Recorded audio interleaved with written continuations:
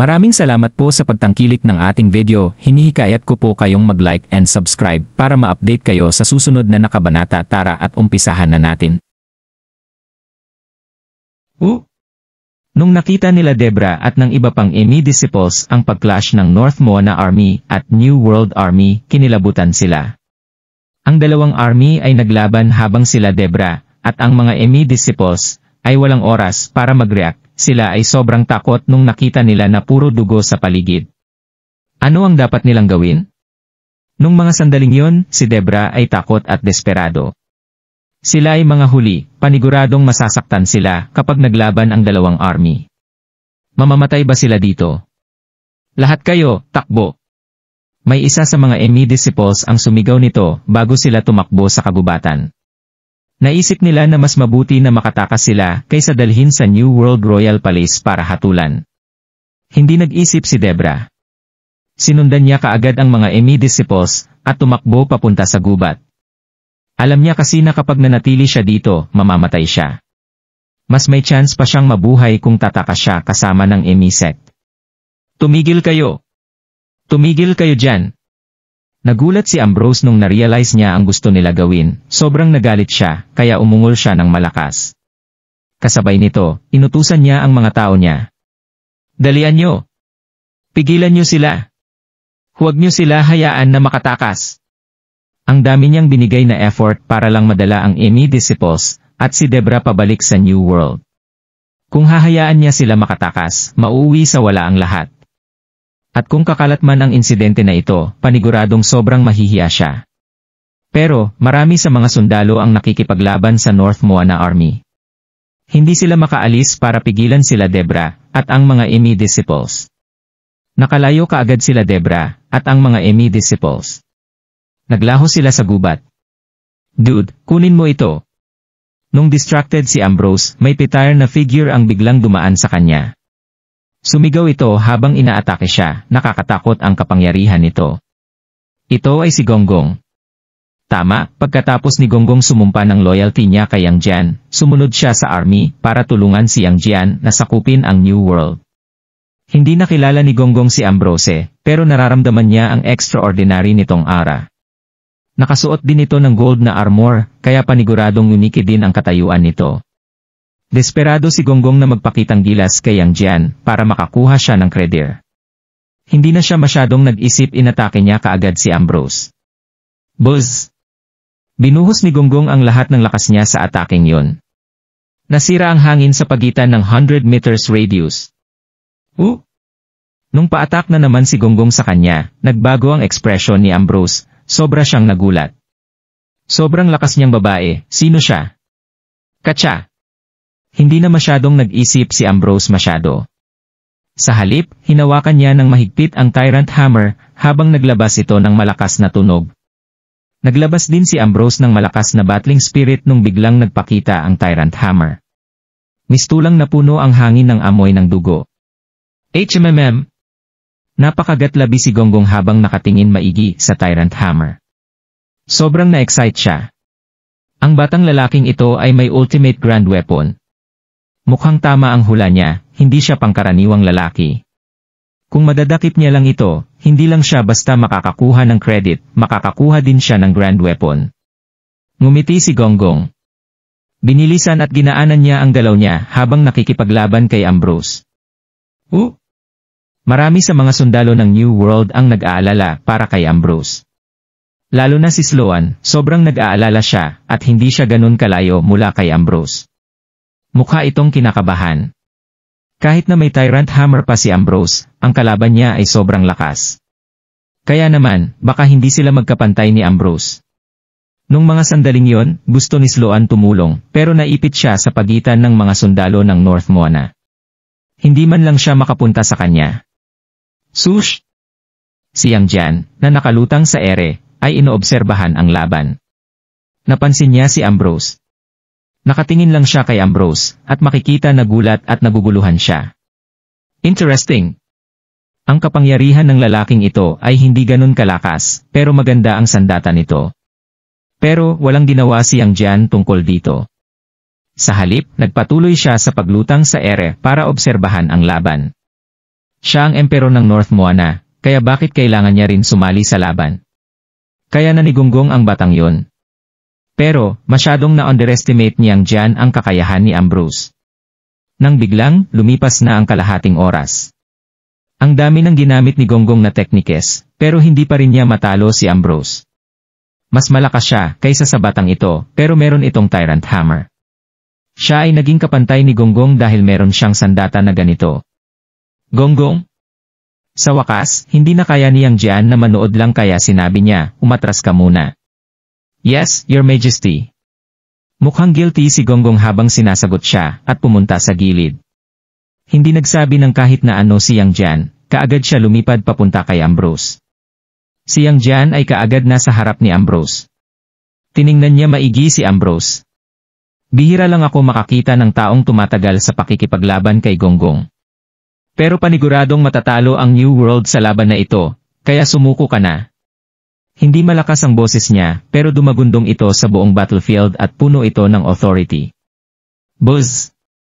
Pagkatapos, may nakakatakot na aura ang sumabog mula sa katawan ni Yang Jian, tumigil ang hangin sa paligid. Ito ay may hindi maikukumparang malakas na powers. Magpapanik ang isang tao dito.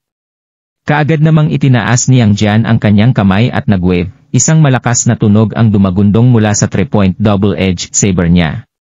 Pagkatapos, isang gold na beam ang humati sa kalangitan at earth bago ito papuntahin kay Ambrose. Gasp! Nagulat si Ambrose nung naramdaman niya ang nakakatakot na aura ni Yang Jian na panganga siya. Kaagad niya ring ginamit ang internal energy niya at ginamit ang Tyrant Hammer bilang shield para protektahan ang sarili niya mula sa attack. Ayaw ni Ambrose na magpakampante, ginamit niya ang lahat ng internal energy niya. Bang! Tumama ang golden beam sa Tyrant Hammer. Napaungol si Ambrose at lumipad ng higit sa 100 meters palikod bago siya makalanding. Sobrang pinaghirapan ni Ambrose ang pag-cultivate sa loob ng maraming taon, kaya kaagad lumakas ang abilities niya. Pero, masyado pa siyang bata, kaya hindi pa rin niya mapapantayan si Yang Jian. Ang matandang ito ay sikat na ng ilang libong taon, kaya naman hindi kaya ni Ambrose na makipagkompetensya sa kanya. P50. Namutla ang mukha ni Ambrose habang hirap siyang tumayo. Tinitigan niya si Yang Jian maigi, gulat na gulat siya. Isang move lang ito. Isang move lang ang ginawa nito para masaktan siya ng ganito. Sobrang nakakatakot ang powers ng lalaking ito. Pagkatapos, biglang pumunta si Yang Jian sa tabi ni Ambrose na kasing bilis ng kidlat at inatake ang acupoints nito kaagad. Bigla namang naging tense ang katawan ni Ambrose, hindi siya makagalaw.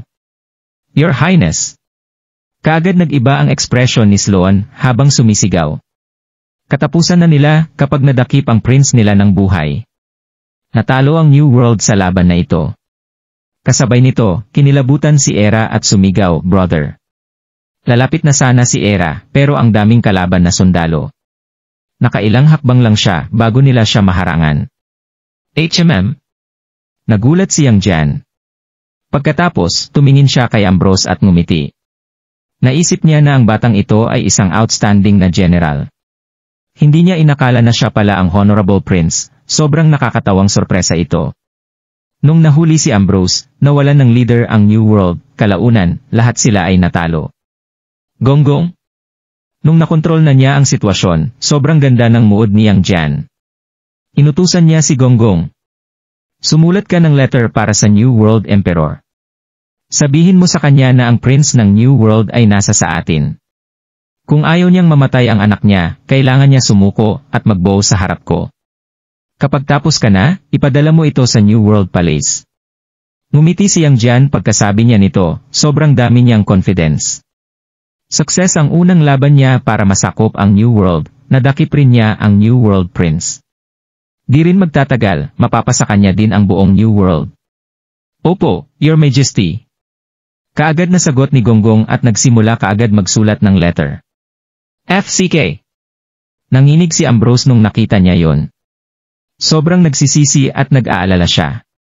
Nahuli siya ni Yang Jian at balak nito takutin ang tatay niya para isuko ang empire. Ang daming pinagdaanan ng tatay niya at ang tanging narating lang nito ay ang pagiging emperor kapalit ng maraming effort. Susuko ba ito para sa anak niya? Di rin nagtagal, natapos na ni Gonggong ang letter. Kumuha siya ng sundalo para ipadala ang letter sa New World Palace. Mga ilang oras ang lumipas sa New World Royal City. Sa may full energy hall sa palasyo. Ang mga officials ay nakatayo ng maayos sa magkabilang dulo. Magulo ang mga ekspresyon nila, natatakot sila. Si Lord Kenny ay nakasuot ng dragon robe nung umupo siya sa trono. Ang ekspresyon siya ay sobrang dilim at may kaunting kaba, at pag-aalala din kakatanggap lang nila ng letter. Binasa niya kung paano nahuli niyang Jian si Ambrose, at kung paano nito papatayin ang anak niya kapag hindi sila sumuko. Sobrang nag-aalala si Lord Kenny. Kaagad niyang ipinatawag ang mga officials para pag-usapan ang strategy. Tinuturing niyang anak niya si Ambrose kahit hindi sila magkadugo, at may dumakit dito, kaya bakit hindi siya mag-aalala para dito. Mga kapwa ko officials. Tiningnan ni Lord Kenny ang paligid niya at sinabi, may strategy ba ang kahit sino sa inyo para iligtas ang anak ko?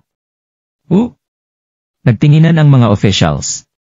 Wala sa kanila ang may lakas ng loob na magsalita, nag-aalala sila. Ang nakadakip sa prince ay ang sikat na Grandmaster Erlang Yang Jian. Isa siya sa world-famous at malakas na cultivator. Sinong makakasagip kay Ambrose ng ligtas? Impossible ito. Mga walang kwenta. Sobrang nagalit si Lord Kenny nung tumahimik lang ang mga officials. Sa huli, tumayo siya at sumigaw, mga walang kwenta. Binigyan ko kayo ng pangalan at yaman, pero sa mga kritikal na mga sandali, wala sa inyo ang mapakinabangan. Nung sandaling yun, namula ang mga mata ni Lord Kenny. Naglabas siya ng malakas at galit na aura. Wala! Nanginig ang mga officials at lumuhod sa takot. Mga ilang segundo lang, sumagot ang isang high official mula sa Ministry of War. Your Majesty, hindi naman sa natatakot kami mamatay, pero si Yang Jian ay ang world-famous Grandmaster Erlang. Ang kasikatan niya ay buhay pa rin sa loob ng 1,000 taon. Isa siya sa pinakamalakas sa mga pinakamalakas. At kahit na isasalang-alang natin ang mga buhay natin para sagipin si His Highness, parang isinuko lang natin ang mga sarili natin sa kamatayan. Pagkatapos, tumango din ang iba pang mga officials bilang pagsang-ayon. Opo, Your Majesty. Kailangan pag-isipan ito maigi ng paulit-ulit. Your Majesty, bakit hindi tayo humingi ng tulong mula sa ibang mainlands? Patuloy sa pagsasalita ang mga officials, kaya naman mas nairita si Lord Kenny. Okay na. Sa huli, nakasimangot si Lord Kenny at pinatigil sila. Tumigil na kayo sa kakasalita. Malinaw sa letter na may kalahating araw lang ako para pag-isipan ito. Nauubos na ang oras. Wala na rin tayong sapat na oras para humingi ng tulong sa iba pang mainlands. Kapag dumating naman na ang tulong, natatakot ako na baka patay na si Ambrose. Napabuntong hininga si Lord Kenny ng mahaba. Mabagal siyang tumayo. Sasagutin ko kaagad si Yang Jian, papayag ako na sumuko. Nung sinabi niya ito, emosyonal ang mukha ni Lord Kenny. Sobrang lungkot din niya, pero determinado ang mga mata niya. Hindi niya gustong sumuko kay Yang Jian, pero wala siyang choice. Para ito sa kapakanan ni Ambrose. Opo, Your Majesty. Sabay-sabay na sagot ng officials. Namumutlang nagkatinginan sila. Katapusan na nila. Ang New World Royals ay nasa mundong ito ng ilang libong taon na, mukhang malapit na sila maglaho. Sobrang saya ni Yang Jian dahil sumuko na rin si Lord Kenny Bread. Kaagad niyang dinala tuloy ang mga sundalo niya at si Ambrose sa Royal City. Sobrang smooth ng journey na ito. Sa wakas, pagkatapos ng kalahating araw, nakarating na rin ang North Moana Army sa New World Royal City. Nung mga sandaling yun, sila Lord Kenny at iba pang officials ay nasa entrance ng Royal City. Nung mga sandaling ito, sobrang gulat sila Lord Kenny at ang mga officials nung nakita nila na may 100,000 sundalo na may murderous aura. Naramdaman din nila ang nakakatakot na powers ni Yang Jian. Ang naguguluhang feelings din ni Lord Kenny ay mabagal na kumalma dahil kahit pati siya ay nagulat. Sobrang majestic at domineering ni Grandmaster Erlang, at may extraordinary din itong powers. Walang sinuman sa Nine Mainland ang kayang makipagkumpetensya sa kanya. Hindi nakakahiya na sumuko sa isang taong katulad ni Yang Jian. Habang iniisip niya ito, nakahinga ng maluwag si Lord Kenny nung nakita niya si Ambrose sa pagitan ng mga sundalo. Sa wakas, huminga din ng malalim si Lord Kenny. Kinalma niya ang sarili niya habang mabagal na naglalakad. Lumuhod siya kay Yang Jian. Ikinalulugod namin, Your Majesty. Dahil sumuko na siya kay Yang Jian, hindi na siya ang emperor. Ikinalulugod namin, Your Majesty. Lumuhod din ang mga nasa likod niya. Buzz! Nanginig si Ambrose. Tumingin siya kay Lord Kenny mula sa malayo at nakaramdam ng guilt. Pero, kasabay nito ay natouch siya. Sumuko ang tatay niya para sa kanya. Iniisip ni Ambrose na gusto lang ni Lord Kenny ng mas maraming oras nung nalaman niya na susuko ito. Sa huli kasi, ang daming binuhos na effort ni Lord Kenny para maging emperor. Kaya nagulat si Ambrose nung lumuhod ito sa harap ni Yang Jian. HMM! Ngumiti si Yang Jian at tumango bilang pagsangayon. Kayong lahat, pakiusap, tumayo kayo. Pagkatapos, tumingin si Yang Jian kay Lord Kenny, ngumiti ito at sinabi, tutuparin ko ang pangako ko. Dahil sumuko ka naman, papakawalan ko ang naak mo. Pagkatapos, kaagad nila tinanggal ang posas ni Ambrose. Thud. Biglang lumapit si Ambrose at lumuhod sa harap ni Lord Kenny. Father Emperor, patawad dahil nagkamali ako, kaya naman napahamak kayo ng buong New World. Nung sinabi niya yon, puno ng hiya at guilt ang ekspresyon ni Ambrose. Gusto niyang patayin ang sarili niya para pagbayaran ang mga kamalian niya. Huwag mong sisihin ang sarili mo, anak. Hinawakan ni Lord Kenny ang balikat ni Ambrose, puno ng pagmamahal ang mukha nito. Ini-comfort niya si Ambrose at sinabi, ito ay hindi mo kayang baguhin. Naiintindihan ko ang sitwasyon. Kung ako ang lalaban kay Yang Jian, ang tanging magagawa ko lang ay sumuko. Pagkatapos, binalaan siya ni Lord Kenny. Oo nga pala, huwag mo na akong tawaging Father Emperor sa susunod, naiintindihan mo ba? HMM. Tumango si Ambrose. Hindi siya nagsalita, pero natouch siya. Nawala sa tatay niya ang trono, pero hindi siya sinisi nito. Nakatanggap pa siya ng comfort mula dito. Ang bait talaga ng tatay niya sa kanya. Lord Kenny. Sabi ni Yang Jian, narinig ko na bago ka maging emperor, tinatawag ka nilang Lord Kenny. Patuloy nating gamitin yan. Tulungan mo akong pamunuan ang New World. Kapag nasakop ko na rin ang ibang mainlands, bibigyan kita ng bagong titulo. Ang pagsakop sa New World ay simula pa lang. Kailangan pa rin ni Yang Jian na talunin ang iba pang mainlands. Kaya naman, hindi siya makakapag-stay para pamunuan ang New World pansamantala. Opo, Your Majesty. Kaagad na sagot sa kanya ni Lord Kenny. Tumango si Yang Jian bilang pagsangayon. Pagkatapos, kaagad siyang napatingin kay Ambrose. Hindi niya maitago ang pagkamangha niya. Hijo, ang bata mo pa, pero ang tapang mo sa pakikipaglaban. Kailangan ko ng talent na katulad ng sayo. Gusto mo ba akong samahan na lumaban? Kaagad nagulat si Ambrose. Pagkatapos, kaagad siyang tumango ng galit. Oo. Sobrang nainis si Ambrose nung nahuli siya. Siya ang kataas-taasan at mighty na prince, pero kailan ba siya napahiya ng ganito? Pero, nung nalaman niya ang identity ni Yang Jian, natanggap na rin ito ni Ambrose. Si Yang Jian ang world-famous Grandmaster Erlang, ang pagkatalo sa kanya ay hindi dapat ikahiya. Pagkatapos, ang makapangyarihan na cultivator na ito ay inimbitahan siya na sumali sa team nila. Isa itong malaking honor para kahit kanino, kaya bakit niya ito tatanggihan? Mabuti, mabuti! Tumawa si Yang Jian. Sobrang ganda ng mood niya nung pumayag si Ambrose sa request niya. Patuloy siyang tumawa dahil sa pagkatuwa. Alam niyang mas magiging madali ang pagsakop sa ibang mainlands kapag may ganito siyang kasama. Kaya bakit hindi siya sasaya? Pagkatapos, dinala ni Lord Kenny si Yang Jian sa palasyo para magpahinga muna. Isang araw umalis. Dala niya ang ilang daang libong sundalo papunta sa South Cloud World. Ang South Cloud World ang pangalawang target ni Yang Jian. Ang balita na may pinamumunuan si Yang Jian ng mga sundalo para sakupin ang mga mainlands, at ang pagsuko ng New World ay kumalat sa Nin Mainland. Natatakot ang ibang mainlands. Si Grandmaster Erlang ay sikat na ng ilang taon sa Nine Mainlands, at ang powers niya ay sobrang lakas. Ang North Moana din ang pinakamalakas sa lahat ng continents. Dahil si Yang Jian ang namumuno, kaya sino ang makakapigil sa kanya? Sa kabilang banda, sa may Carter Mansion sa Mid-City ng World Universe. Nakaupo si Daryl sa upuan sa main hall, habang nag-aalala at nahihintay para sa balita.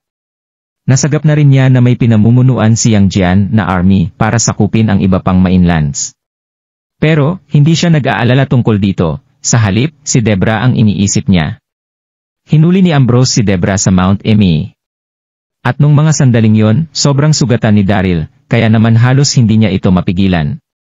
Pagkabalik niya sa Carter family, nagpadala siya ng mga Elysium Gate disciples papunta sa New World para makibalita habang nagpapagaling siya. Nung mga sandaling yon, 3 araw ang lumipas, pero wala pa ring dumating na mga balita. Sobrang kinakabahan si Daryl. Kung dati ito, hindi kakabahan si Daryl.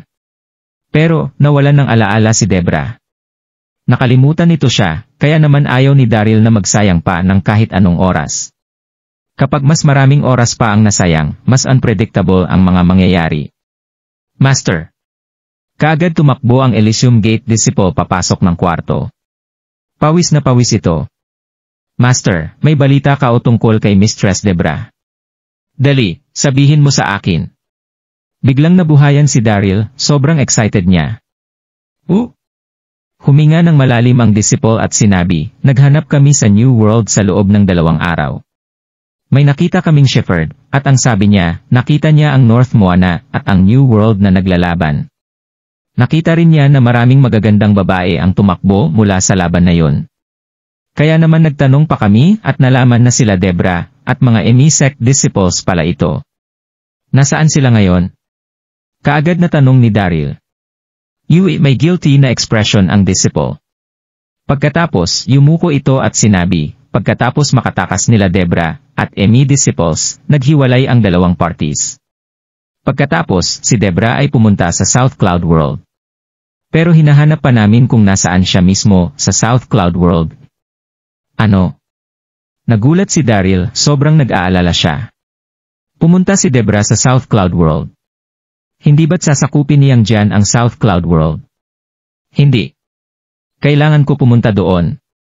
Hindi ko kayang umupo lang dito at maghintay. Kaagad tumayo si Daryl at tinawag sila Chester, Yvette, at ang iba pa. Pagkatapos niya ayusin ang mga bagay, kaagad siyang umalis. Sila Chester, Dax at ang iba pa ay gustong sundan siya. Pero, dahil sasakupin niyang Jian ang iba pang continents, gusto nila manatili sa World Universe para maghanda. 1 araw ang nakalipas. Sa may Lilydale City sa may northwestern side ng South Cloud World. Ang Lilydale City ang unang stop kapag pupunta sa northwestern side ng South Cloud World. Nung sandaling yun, may lalaking naglalakad papunta sa gate ng city. Matangkad ang lalaking ito at may unike na aura. Pero, mukhang pagod ito dahil sa mahabang biyahe nito. Ang lalaking ito ay si Daryl. Pagkatapos niya matanggap ang balita na nasa South Cloud World si Debra, kaagad lumipad si Daryl ng 1 araw at sa wakas, nakarating na rin doon. Giago! Nung mga sandaling yon, nagulat si Daryl nung na-realize niya na hindi ganun kalayo ang Lilydale City mula sa kanya. Napansin niya rin na maraming sundalo sa mga pader na nakapalibot sa Lilydale City. May mga mahahabang sabers sila sa mga kamay at nakatayo bilang bantay. May mga checkpoint din sa gates ng city na nagche-check kung sino ang pumapasok at lumalabas ng city. Nung mga sandaling yon, mahigpit ang security ng Lilydale City. Ito ay dahil sa Iron Wall nila na kahit ang langaw ay hindi makakapasok. Ang North Moana Army naman ay nag-set up ng camp ilang kilometro ang layo mula sa Lilydale City. Kahit na malayo, mararamdaman mo pa rin ang murderous aura nila. Dahan-dahan ang bumalik si Daryl sa wisyo pagkatapos ng ilang segundo. Mukhang handa na makipaglaban si Yang Jian sa South Cloud World, baka maipit sila sa labanan. Habang kinakausap ang sarili, mabilis na naglakad si Daryl papunta sa gate. Maglaban sila, wala naman itong kinalaman sa kanya. Ang priority niya ay mahanap kaagad si Debra. Ikaw! Tumigil ka! Ilang sundalo ang pumigil kay Daryl sa may gate ng city. Tiningnan ng leader si Daryl. Pagkatapos, cold niyang sinabi, ipakita mo ang token mo. Ang leader, at si Tosh Zane. Siya ang commander ng mga guards ng Lilydale City. Dahil sasakupin na sila ng North Moana Continent, lahat ng mamamayan sa Lilydale City ay may token para makadaan sa gate. Ito rin ay para pigilan ang mga spies sa pagpasok sa city. Ano? Nagulat si Daryl, hindi niya alam kung matatawa ba siya o iyak. Nina. Kailangan namin ng token para makapasok sa city. Pagkatapos, umiling si Daryl at sinabi, Sir, wala akong token. Sush!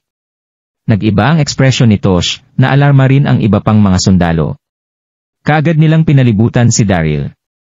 Ang isang tao ay magsususpetisa din kapag walang token ang isang tao. Hoy, hoy! Halos maiyak si Daryl.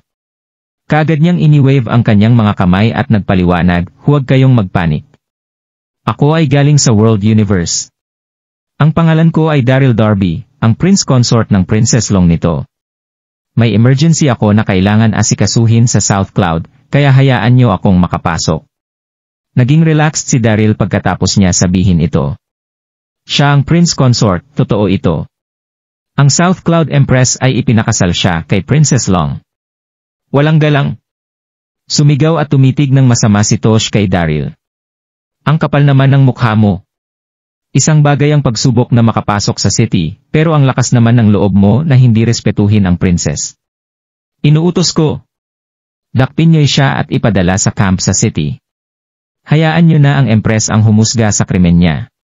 Nung inanunsyo ng Empress ang pagpapakasal ni Princess Long kay Daryl, alam ito ni Tosh. Pero madalas ay nasa border siya buong taon, at bihira bumalik sa city, kaya naman kailanman ay hindi pa niya nakikita si Daryl. Alam ni Tosh na ang Prince Consort ay ang sikat na sect master ng Elysium Gate mula sa World Universe. May uniki itong aura habang ang lalaki sa harap niya ay nakasuot lang ng simple at mukha ding haggard. Siguro ay SPY siya mula sa North Moana Army. Wala! 12 ng sundalo ang kaagad lumapit. Gusto man laban ni Daryl pero hindi niya ito ginawa nung nalaman niya na nasa camp ang Empress, hinayaan niya silang itali siya. Itinali si Daryl pero hindi pa rin siya nabahala rito. Sa bagay, lilinis din ang kanyang pangalan sa sandaling magkita sila ng Empress sa South Cloud World. Hindi nagtagal ay agad na dinala ni Tosh at ng ilan pang mga sundalo si Daryl papasok sa city. Napabuntong hininga si Daryl nang makita niya ang bagay na yon sa sandaling makapasok sila sa Lilydale City. Napansin niya na may mga nagpapatrolyang bantay sa paligid ng Lilydale City. Ilang daang mga sundalo at higit 1,000 mga Royal Guard ang nagtipon-tipon sa General Residence ni Tosh. Nagulat ang Empress ng South Cloud World noong malaman niyang gusto silang sakupin ng North Moana. Kaya agad niyang ipinatawag ang lahat ng kanyang mga opisyal sa Lilydale City noong matanggap niya ang balitang iyon. Gusto niyang tumayo sa harapan ng mga sundalo para suportahan ang mga ito sa gagawin nilang pakikipaglaban. Naging control center ng Empress sa South Cloud World ang General Residence na ito. Noong mga sandaling iyon, sa main hall ng General Residence, nakasuot ang Empress ng South Cloud World ng robe na may larawan ng phoenix habang nakaupo sa kanyang trono. Naging mabigat at bagsak ang itsura ng napakaganda niyang mukha. Tahimik namang tumayo sa kanyang tabi si Queen Silong, nakasuot ito ng isang malambot at gawa sa sedang armor na may kulay ng ginto na siya ring nagpakita sa magandang hubog ng kanyang katawan.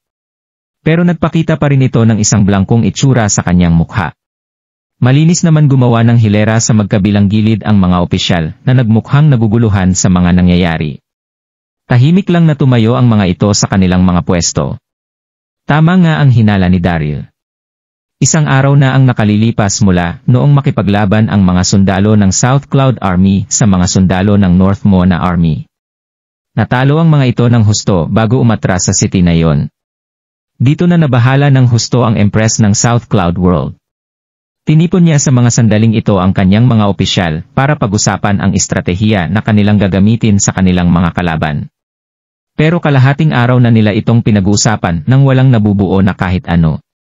Masyadong naging malakas si Grandmaster Erlang Yang Jian. Nagawa niyang pigilan ang New World gamit ang napakarami niyang mga tauhan. Isa itong mahirap na laban. Marami ang malalakas na sundalo ng South Cloud World, pero walang-wala pa rin ito sa mga sundalo ng North Moana. Mga kapwa ko opisyal. Sumimangot ang Empress ng South Cloud World habang tinitingnan ang kanyang paligid. Nakaisip ba ang kahit na sino sa inyo ng solusyon para rito? Nagbigay na ang mga opisyal ng kani-kanilang mga suhestyon, pero tinanggihan niya ng lahat ng ito. Sa bagay, si Grandmaster Erlang ang makakaharap nila sa battlefield. Kaya natural lang na kailanganin nilang maging confident sa anumang solusyon na kanilang pipiliin.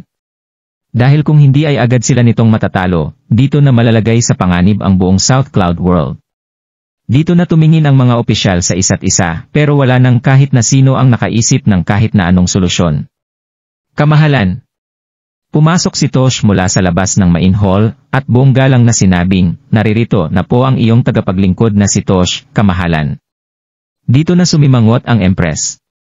Napuno ng inis ang maganda niyang mukha habang sinasabing, Tosh, bakit hindi mo binabantayan ang posisyon natin sa labas ng city? Sush! Agad na napatingin kay Tosh ang lahat ng opisyal. Pinunasan ni Tosh ang kanyang pawis at sinabing, mayroon po akong report sa inyo, kamahalan. Nakahuli po kami ng isang espiya sa labas ng gate papasok sa city. Hindi lang po siya naging tuso, dahil naging arogante rin po ang isang ito. Walang tigil niyang sinabi na siya raw ang prince consort ni Prinsesa Long. Dito na nag-iingat na tumingin si Tosh kay Quincy, bago magpatuloy sa pagsasalita. Mukhang seryoso po ang bagay na ito, kaya agad po namin siyang inaresto. Kasalukuyan po siyang nakatali sa labas ng main hall. Wow! Dito na umingay ang mga galit na opisyal. Masyado talagang arogante ang kontinente ng North Moana. Oo nga, paano magagawa ng isang espiyang maging arogante para gamitin ng ganoon ang reputasyon ng mahal na prinsesa? Hindi siya nagpakita ng kahit na anong respeto sa South Cloud World. Kaya dapat lang napatayin natin siya. Nagpatuloy sa pag-uusap-usap ang mga ito habang namumula ang mukha ni Quincy. Dito na siya nagalit at napahiya sa sinasabi ng mga opisyal. Ang lakas ng loob ng isang espiya na gamitin siyang dahilan para mabuhay. Gusto na siguro nitong mamatay. Kasabay nito ang panlalamig ng mukha ng Empress sa South Cloud World. Lumingon siya kay Tosh para nanlalamig na sabihin. Nasaan na ang espiyang iyan? Iharap mo siya sa akin. Nanginig ang Empress sa sobrang galit habang nakakaramdam ng pagkagulat sa kanyang sarili. Malapit siya kay Quincy, kaya katumbas na rin ng pamamahiya sa Empress, at sa buong South Cloud World ang pamamahiyang ginawa ng espiya na ito kay Quincy. May isang saglit ding naisip ng Empress na baka si Daryl nga ang espiyang iyon. Pero agad na nagbago ang kanyang isip. Siguradong naghahanda na si Daryl para protektahan ang World Universe, kaya paano nito magagawang pumunta sa South Cloud World? Siya rin ang Secmaster ng Elysium Gate. Mataas na ang kanyang estado kaya imposibleng maglakbay ito ng mag-isa. Opo, kamahalan. Sagot ni Tosh bago mabilis na naglakad palabas ng kwarto. Pagkatapos ng 10 segundo, bumalik si Tosh. Bitbit niya ang isang nakataling lalaki sa kanyang tabi. Sush! Agad na napatingin ang lahat sa lalaki at natigilan sa kanilang nakita. Daryl Darby. Hindi ba yan ang Prince Consort? Isang mangmang si Tosh.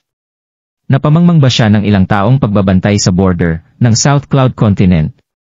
Nagawa nitong arestuhin ang totoong Prince Consort. Kasabay nitong nanginig ang Empress at si Quincy, pareho silang nagulat sa kanilang nakita. Pero agad namang natuwa rito ang Empress. Habang nanalamig naman ang mukha ni Quincy. Hindi na niya maitago ang kahihiyan, galit at gigil sa kanyang puso. HMM? Natigilan dito si Tosh na puno ng tanong ang kanyang isipan. Ano ang nangyari? Bakit naging ganito ang tingin ng Empress at ng mga opisyal sa lalaking yan? Siya ba talaga ang Prince Consort? Dito na nagsimulang tumibok ng mabilis ang puso ni Tosh, ninerbiyos na siya ng husto sa kanyang mga nakita. General Tosh.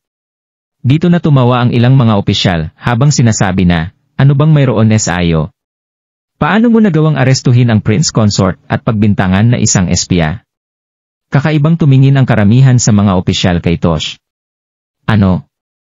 Naramdaman ni Tosh na parabang tinamaan siya ng kidlat. Naguluhan siya rito ng husto. Natutulala niyang tiningnan si Daryl, hindi na siya makapagsalita habang napupuno ng takot ang kanyang dibdib. Ang lalaking ito ang kanilang Prince Consort. Ang bayani ng World Universe at Secmaster ng Elysium Gate na si Daryl Darby.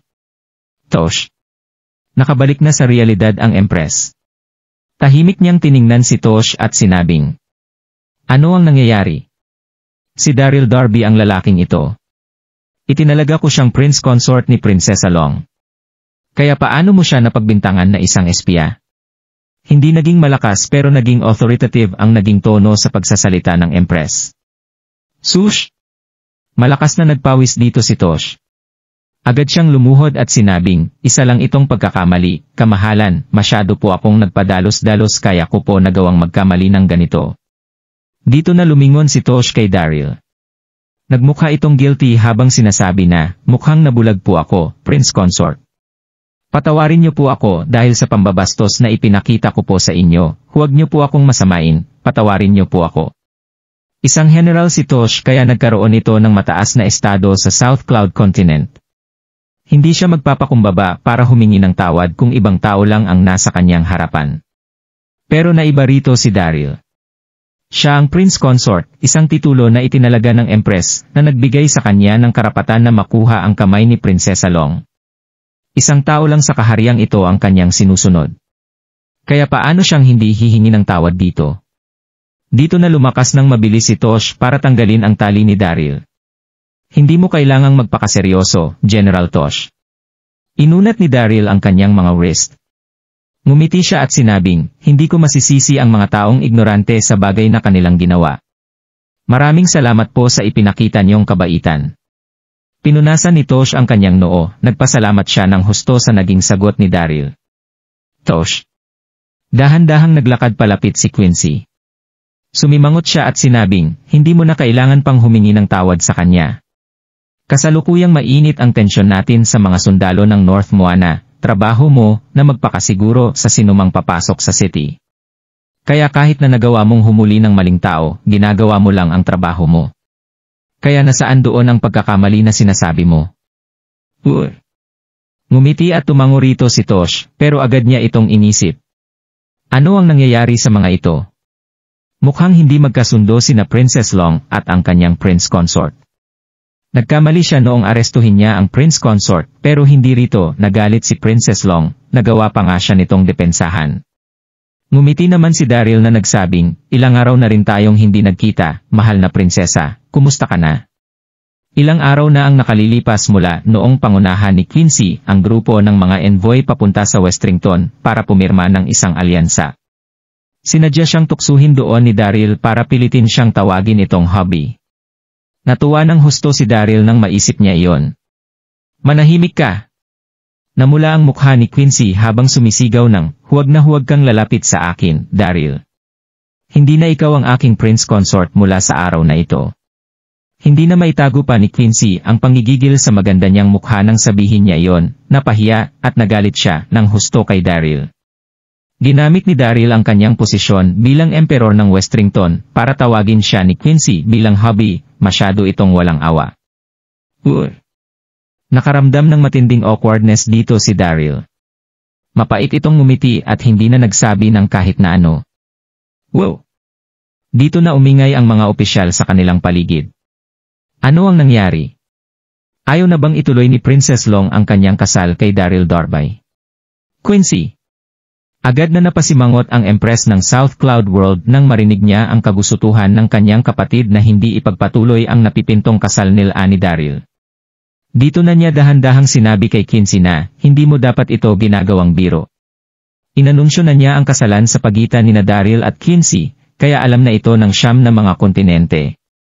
Magiging katawa-tawa ang kanilang kontinente sa sandaling ipatigil ito ni Quincy. Inisip din ng Empress na mayroon ng relasyon sina Daryl at ang kanyang kapatid nang makita niya ang dalawang ito sa loob ng libingan ni Lubo. Kaya paano nila magagawang maghiwalay ng ganoon-ganoon na lang? Hindi alam ng Empress na nagkaroon ng psychotic break si Quincy noong mga sandaling yon. Nakaramdam siya ng matinding init kaya agad niyang pinunit ang kanyang mga damit. Wala siyang ginawa na kahit ano kasama si Daryl. Kamahalan. Nabahala rito ng husto si Quincy, ipinadyak niya ang kanyang mga paa at sinabing, wala po akong nararamdaman na kahit ano kay Daryl. Kaya hindi ko po siya pakakasalan anuman ang mangyari. Dito na tumitig si Quincy kay Daryl habang nagpapatuloy sa pagsasalita, iniisip ng ibang tao na isa siyang bayani, pero isa lang siyang talunan para sa akin. Naging emperor nga siya ng Westrington, pero agad namang nabawi ni Donoghu ang trono sa loob ng 2 araw. Hindi man lang niya maprotektahan ang kanyang trono, paano pa kaya ang kanyang babae? Hindi alam ng ilang mga tao sa mundo ng cultivation ang kahit na ano tungkol sa naging laban ni Daryl at Donoghu sa tuktok ng Emmy. Pero prinsesa sa South Cloud World si Quincy, kaya natural lang na malaman niya ang lahat ng tungkol dito. Mabilis niyang narinig ang tungkol sa balitang ito. Wow! Nagkaroon ng mainit na usapan ang buong hall sa mga sandaling iyon. Bumulong ang mga opisyal at nag-usap-usap sa kanilang mga sarili. Ano? Nakuha kay Daryl ang kanyang trono. Tama nga si Princess Long. Narinig ko nga ang balita kaninang umaga. Nabawi ni Donoghu ang kanyang trono noong nasa Emmy sila ni Daryl. Kaya pala ayaw ni Princess Long kay Daryl. Kahit na ako ay tatanggi kay Daryl sa sandaling malaman ko ito. Tama nga si Princess Long, hindi niya man lang madepensahan ang kanyang trono, kaya paano niyang mapoprotektahan ang kanyang babae? Walang kahit na sino ang gugustuhing magpakasal sa kanya. Nagpatuloy ang usapan ng mga opisyal, habang mukhang naguguluhan naman ang Empress. Natuwa siya ng husto noong maging emperor ng Westrington si Daryl. Sa bagay, siya ang prince consort ng South Cloud World. Kaya sa sandaling maupo siya sa trono ng Westrington, siguradong magkakaroon ng walang hanggang alyansa ang Westrington at South Cloud World. Pero nawala kay Daryl ang kanyang trono kaya nadismaya ng bahagya sa kanya ang Empress. Nagbuntong hininga si Daryl habang tinitingnan si Quincy. At pagkatapos ay ngumiti siya nang hindi nagsasabi ng kahit na ano. Naging masunurin si Quincy nang malaman niya ang pagiging emperor ni Daryl sa Westrington. Pero agad itong nagbago noong mawala sa kanya ang trono. Agad na bumaliktad ang naging trato nito sa kanya. Kung ganoon, at sa huli ay nagbuntong hininga ang Empress habang itinataas ang kanyang mga kamay. Dito na biglang tumigil sa pag-uusap-usap ang mga opisyal. Pag-uusapan natin ang tungkol sa kasal mo mamaya, Quincy. Tumingin ang Empress kay Quincy at sinabing, hindi ito ang tamang oras para pag-usapan ito. Gustong sakupin niyang Jian ang 9 na mga kontinente, at ang una niyang naging target ay ang South Cloud World. Malapit nang makarating sa kinaroroonan nilang city ang mga sundalo ng Yangjian at North Moana noong mga sandaling iyon. Kaya kinakailangan na nilang pag-usapan kung ano ang kanilang gagawin para depensahan ang kanilang mga sarili laban sa mga ito. Ito ang pinakamahalagang bagay para sa kanilang lahat ngayon. Wala pong problema. Agad na sumunod si Quincy at pansamantalang isinantabi ang tungkol dito. Niyuko niya ang kanyang ulo habang sumasagot sa Empress. Pero hindi pa rin nalilimutan ni Quincy na tumitig kay Daryl. Bakit ka nga pala biglang pumunta sa South Cloud World, Daryl? Tanong ng Empress habang tinitingnan si Daryl. Natahimik si Daryl ng isang sandali bago nakangiting sinabi na, narinig ko na gusto raw sakupin ng mga sundalo ng North Moana ang South Cloud World kaya nagpunta ako rito para tingnan ang kasalukuyan yung sitwasyon. Naririto si Daryl para hanapin si Debra. Pero hindi niya masabi sa mga ito ang katotohanan. Sa bagay, gusto nang ipatigil ni Quincy ang kanilang kasal. Mapapasama lang nito ang kanilang sitwasyon kung malalaman nilang nandito siya para hanapin ang isa sa kanyang mga babae. Tumango ang Empress at hindi na nagtanong pa. At sa halip ay tumingin siya sa kanyang paligid habang sinasabi na, mga kapwa ko opisyal, ipagpatuloy na natin ang ating naging usapan kanina. Kasalukuyan na tayong inaatake ni Yang Jian at ng kanyang mga sundalo. Paano natin madedepensahan ang ating mga sarili? Wow! Agad na uminit ang usapan ng mga opisyal nang marinig nila ito. Naglakad sila ng paisa-isa para ibigay ang kanilang mga opinyon at suhestyon. Maaari nilang maisakatuparan ang ilan sa mga suhestyon, habang ang iba naman ay magiging imposible para sa kanila. Napasimangot na lang dito ang Empress, mas paimposible ng paimposible ang mga suhestyon na kanyang naririnig. Patagong tumawa sa mga ito si Daryl. Maganda ang naging suhestyon ng ilan sa kanila, pero gusto nilang ilagay ang kanilang sarili sa depensa. Kaya lang, si Grandmaster Erlang ang kanilang kalaban, kaya paanong madedepensahan ng mga ito ang kanilang mga sarili laban sa Grandmaster? Dito na siya tumawa ng malakas. Sush! Napatingin ang mga opisyal kay Daryl noong mga sandaling iyon, mukhang hindi natutuwa ang mga ito. Magkaibang bagay ang hindi pagtulong ni Daryl sa mga ito, at ang pagtawa ni Daryl sa kanila. Daryl! Hindi na nakapagpigil pa si Quincy sa kanyang sarili. Naging masungit ang mukha niya habang naninermo ng, umalis ka na kung wala kang maitutulong na kahit ano sa amin. Huwag kang manggulo rito. Gulo? Hindi alam ni Daryl kung matatawa ba siya o maiiyak. Tumawa lang ako ng kaunti, at wala naman akong sinabi na kahit ano sa kanila. Paano nila nasabing gumagawa ako ng gulo? Ngumiti si Daryl habang nakatingin kay Quincy. Dito na niya dahan-dahang sinabi na, hindi po ako naririto para manggulo, mahal na prinsesa.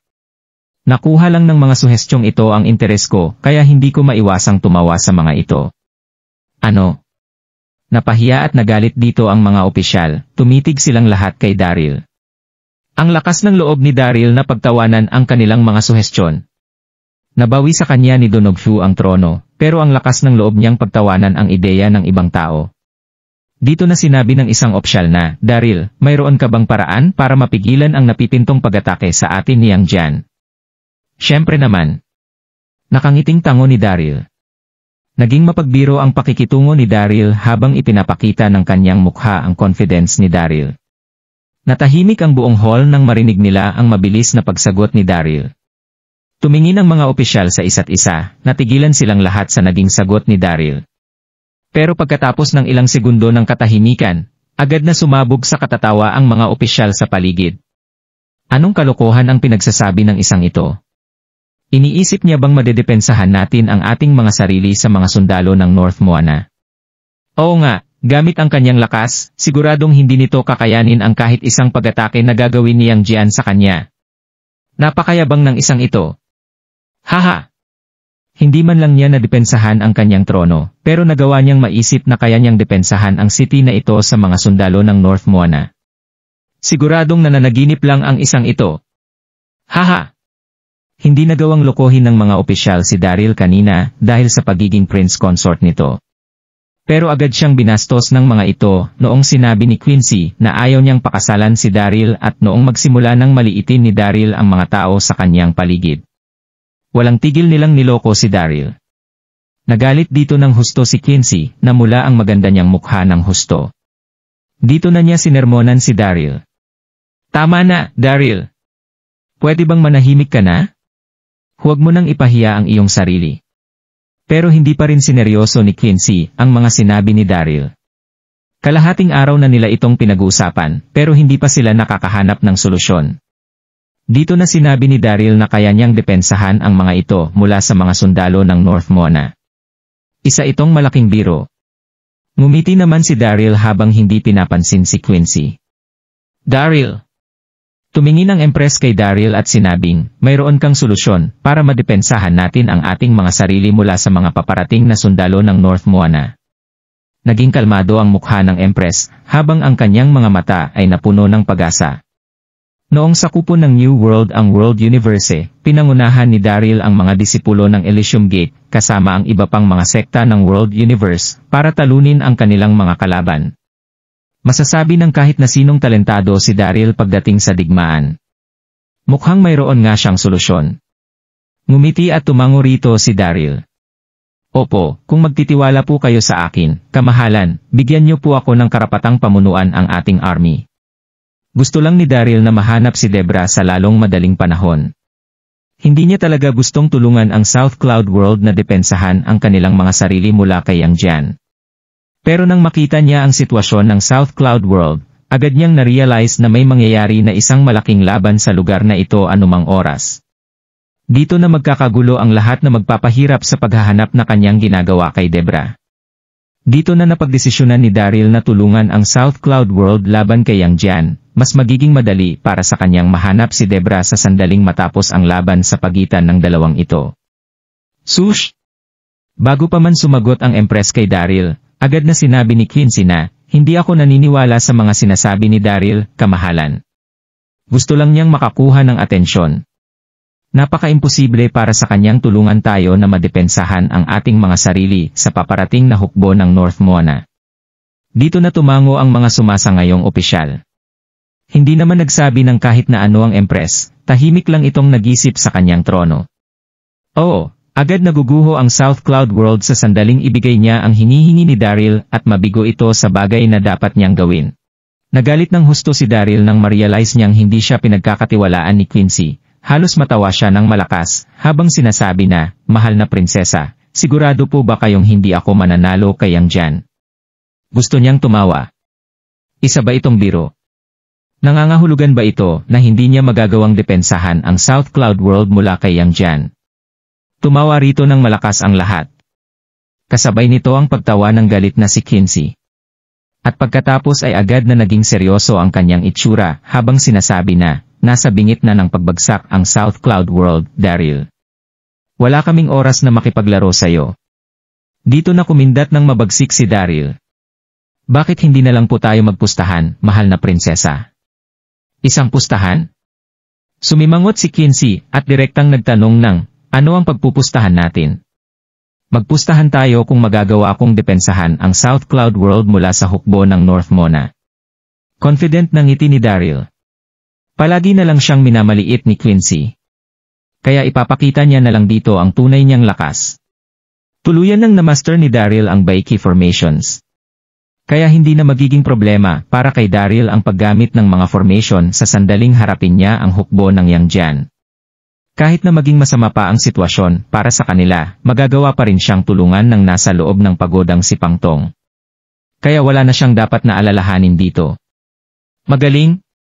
Nag-isip si Quincy ng isang sandali bago nanlalamig na sabihin kay Daryl na wala nang kasal na magaganap sa sandaling matalo ka sa pustahang ito. At mula sa araw na ito, hindi ka na maaari pang umapak sa kaharian ng South Cloud World. Dahil gusto nitong makipagpustahan, kinailangan ni Quincy na makipaglaro kay Daryl. Sa bagay, hindi naman ito mananalo kay Yang Jian. Kaya isa na itong magandang pagkakataon para kay Quincy na alisin si Daryl sa kanyang buhay. Dito na umingay ang mga opisyal ng South Cloud World. Komplikado nilang tiningnan si Daryl habang nagpapakita ng panloloko ang kanilang mga mata. Masyadong malakas ang hukbo ng Yang Jian, kaya paano nila magagawang depensahan ang kanilang mga sarili mula sa mga ito? Siguradong isa na itong pagkakataon para kay Princess Long para itigil ang kanilang kasal ni Daryl. Sumimangot naman ang Empress habang nakatingin kay Daryl. Kasabay nito ang patagong pagiling ng Empress sa kanyang sarili. Masyadong arogante si Daryl. Tinulungan na niya ito sa kanyang problema kay Quincy pero nagawa pa rin itong hamunin ang kanyang kapatid. Huminga naman ng malalim sa kanyang sarili si Daryl.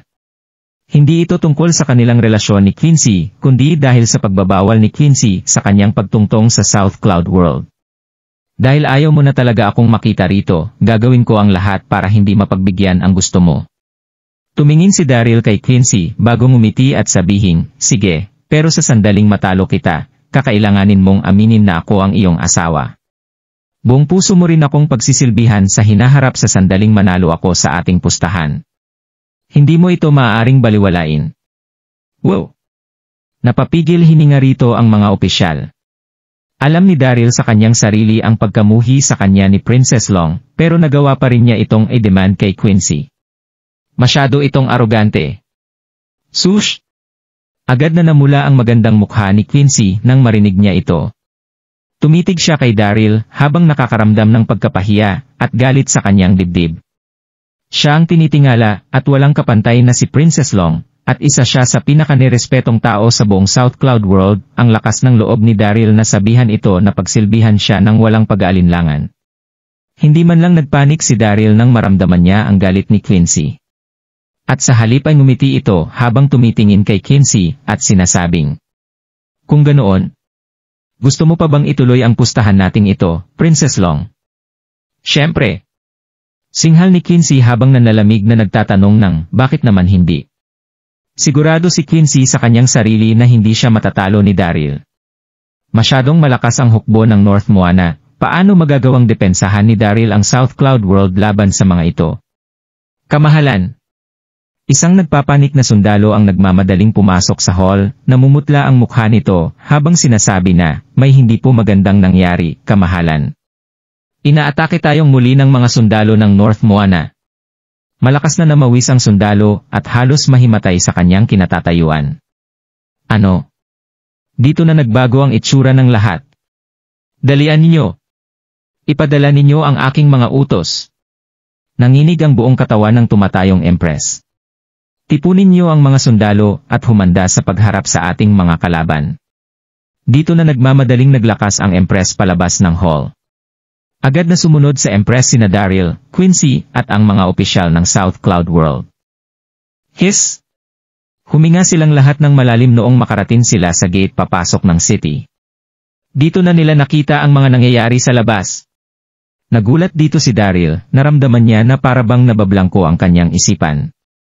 Nakita nilang bumubuo ang ilang daang libong mga sundalo ng North Moana sa isang malinis na square formation sa harapan ng city gate habang hawak ang mahahaba nilang mga saber. Napakarami ng mga ito, sa unang tingin ng kahit na sino sa field, naging siksik ang bawat formation ng mga lalaking may itim na buhok. Isa itong nakakatakot na tanawin para sa kahit na sinong makakakita nito. Tumayo si Yang Jian sa tuktok ng formation. Nagsuot ito ng isang gintong armor, habang lumulutang sa gitna ng ere, nagmukha itong enggrande at marangya. Tahimik namang tumayo si Gonggong, Ambrose, at Ira sa unahan ng formation. Naroroon si Ambrose kasama ni Yang Jian, kaya agad na sumama si Ira nang dahil sa pag-aalala nito sa kaligtasan ng kanyang kapatid. Ambrose. Ira! Napaatras si Daryl nang makita niya sina Ambrose at Ira, dito na siya tuluyang natigilan sa kanyang kinatatayuan. Bakit nasa panig ng North Moana ang magkapatid na ito? Hindi pa alam ni Daryl ang pagiging kanang kamay ni Ambrose ng emperor na si Yang Huan, matapos bumagsak ng pinamumunuan niyang New World Continent. Parehong natigilan sina Ambrose at Ira nang makita nila si Daryl sa kabilang banda ng city gate. Hindi nagtagal ay bumalik na rin si Ira sa realidad, pero hindi pa rin nawala ang pagkagulat sa kanyang dibdib. Bakit nandito si Dad? Hindi ba't nasa kontinente siya ng World Universe para maghanda? Kinamumuhian pa rin ni Ambrose ang kanyang ama. Narinig niya nang si Daryl ang Prince Consort ng South Cloud World pero hindi niya ito pinaniwalaan. Kaya wala na siyang nagawa kundi tanggapin ang katotohanan ng usap-usapang iyon noong makita niya si Daryl sa city gate ng South Cloud World. Mas tumindi ang galit na nararamdaman ni Ambrose kay Daryl sa mga sandaling ito. Naalala niya ang kanyang ina na nagdusa ng husto para kay Daryl na kasalukuyang nag-enjoy kasama ang iba niyang mga babae. Naguluhan siya nang makita niyang tinutulungan ni Daryl ang prinsesa ng South Cloud World na depensahan ang kanyang kaharian laban sa umaatakeng hukbo ng New World. Naisip ni Ambrose na sobrang sama ng ama niyang si Daryl. Dito na biglang napatingin ang nasusurpresang si Yang Jian sa gitna ng ere. Dito na niya nanlalamig na sinabing, "Nandito ka rin pala, bata." Nasaan na si Chang'er? Nagbaba ng isang imperial degree si Yang Jian, na nagpakalat sa mga search parties, na naghanap kay Chang'er sa siyam na mga kontinente, pero walang natanggap na kahit anong balita ang mga ito tungkol kay Chang'er. Dito na nainis ng husto si Yang Jian. Hindi na niya napigilan pa ang kanyang galit nang makita niya si Daryl. Ano? Nasusurpresang tumingin ang mga opisyal ng sibil at militar ng South Cloud World kay Daryl. Magkakilala ba sina Daryl at Grandmaster Erlang? Tinanong din ni Yang Jian kay Daryl ang tungkol kay Chang'er. Mayroon bang koneksyon sina Daryl at Chang'er sa isa't isa? Hindi pinansin ni Daryl ang ginawang pagtingin ng mga ito sa kanya habang nananatiling kalmado ang kanyang mukha. Dito nang umiti si Daryl kay Yang Jian. Wala ka na bang dignidad? Ginamit mo ang oportunidad na yon para makuha ang trono ng mamatay si Emperor Howie. Gusto mo pang gawing empress si Chang'er matapos mong umupo sa trono. Walang sino man ang rerespeto sa isang kasing immoral at ambisyoso mo kahit na makuha mo pa ang kahit na anong nasisinaga ng araw. Dapat ka nang umatras sa lalong madaling panahon kung alam mo pa ang nakabubuti para sa iyo. At least ay magagawa mo pa ring matanggap ang kaparusahang ibibigay sa iyo ng Diyos. Ngumiti rito si Daryl, na puno ng panluloko ang kanyang tono nang sabihin niya iyon. Sa bagay, nasa magkabilang panig sila ni Yang Jian, kaya hindi na niya kailangan pang gumalang dito. Agad na umingay dito ang Lilydale City, agad na nagpanik dito maging ang Empress, at ang mga kasama nitong opisyal ng South Cloud World. Nahihibang na nga talaga si Daryl. Paano niyan nagawang pagtangkaan ang napakalakas na si Grandmaster Erlang? Ayaw niya na bang mabuhay? Nagpapanik namang ipinadyak ni Quincy ang kanyang mga paa. Siguradong nasa mahinang banda ang South Cloud World sa labang ito, maaaring mas tumindi pa ang kaguluhang maganap sa sandaling hamunin pa ni Daryl ng husto si Yang Jian. At pagkatapos ay agad na napatingin ang lahat kay Yang Jian. Agad na nagdilim dito ang mukha ni Yang Jian. Tumitig siya kay Daryl ng ilang sandali bago suminghal ng magaling. Nagawa kang habulin ng aking mga sundalo na parang isang aso, pero nagawa mo pa ring magsalita ng ganyan sa harapan ko. Masyado kang arogante, Daryl. Dapat mong malaman na hindi maganda ang kinahihinatnan ng mga aroganteng kagaya mo. Ipapapugot ko ang ulo mo sa sandaling matapos ko ang pag-attack naming ito sa Lilydale City. Malakas at dumadagundong na nagsalita si Yang Jian. Narinig ang kanyang boses sa gitna ng langit at lupa. Makinig kayong lahat. Atake! Atake! Dito na naguna si Ambrose, hinawakan niya ang kanyang Tyrant Hammer, at sumugod sa mga sundalo ng South Cloud. Kasabay nito ang parang alon na pagsugod ng ilang daang libong mga sundalo ng North Moana papunta sa Lilydale City. Namutla ang magandang mukha ng Empress dito. 100,000 lang ang bilang ng mga sundalo ng South Cloud World. Kaya paano nila magagawang talunin ang ilang daang libong sundalo ni Yang Jian? Mga sundalo, makinig kayong lahat. Depensahan natin ang ating lupa. Sigaw ng Empress. Nagmukhang seryoso ang Empress, habang nakakaramdam ng kaunting panik sa kanyang dibdib. Walang kahit na anong plano ang mga sundalo ng South Cloud World para depensahan ang kanilang posisyon, kaya ginawa nila ang lahat para depensahan ang kanilang mga sarili sa sumusugod na mga sundalo ni Yang Jian. Dito na nagsagupaan ang magkabilang panig, maraming mga sundalo ng South Cloud World ang napasigaw habang bumabagsak sa sarili nilang mga dugo. Mas naging malakas ang mga sundalo ng North Moana kaysa sa mga sundalo ng South Cloud World. Kaya walang naging laban ang inaataking South Cloud World noong magsimula ang kanilang laban. Hindi rin nakatulong sa South Cloud World ang malaking agwat sa bilang ng mga sundalo ng magkabilang panig. Daryl! Napakagat sa kanyang labi si Quincy habang galit na sinesermonan si Daryl. Kasalanan mo ang lahat ng ito. Hindi sana magkakagulo ng ganito ang lahat kung hindi mo lang ginalit si Yang Jian. Ikaw lang ang dapat naming sisihin sa sandaling bumagsak ang South Cloud World sa mga kamay ng kalaban. Ako. Naguluhan dito si Daryl. Sinabi niyang, kamahalan, sinasabi mo na hindi atakihin ni Yang Jian ang South Cloud World kung hindi ko siya ginalit. Hindi na nakapagsalita pa rito si Quincy, hindi niya na nasagot ang tanong ni Daryl. Alam niya na atakihin pa rin ni Yang Jian ang Lilydale City, kahit na wala roon si Daryl, masyado lang talagang dehado ang South Cloud Army sa mas malakas na army ng North Moana. Nainis dito si Quincy, nakaramdam siya ng matinding galit sa kanyang sarili. At sa huli ay agad niyang naisip ang isang bagay, kaya mabilis siyang napatingin kay Daryl para sabihin, hindi ba't sinabi mo na mayroon kang paraan para mapigilan ang mga sundalo ng North Moana? Gawin mo na ang bagay na pinagmamayabang mo kanina. Dito na biglang natawa si Daryl habang nakangiting tumitingin kay Quincy para sabihin. Hindi ba't hindi ka naniniwalang magagawa ko ito kanina? Bakit? Nagbago na ba ang isip mo ngayon? Bakit hindi ka na muna magmakaawa sa akin? Ikaw. Nanginig si Quincy sa sobrang galit, walang tigil niyang hiniling sa kanyang isip ang pagpatay kay Daryl gamit ang sarili niyang mga kamay. Hindi nararapat ang malisyosong pakikitungo na ito ni Daryl sa gitna ng ganitong sitwasyon.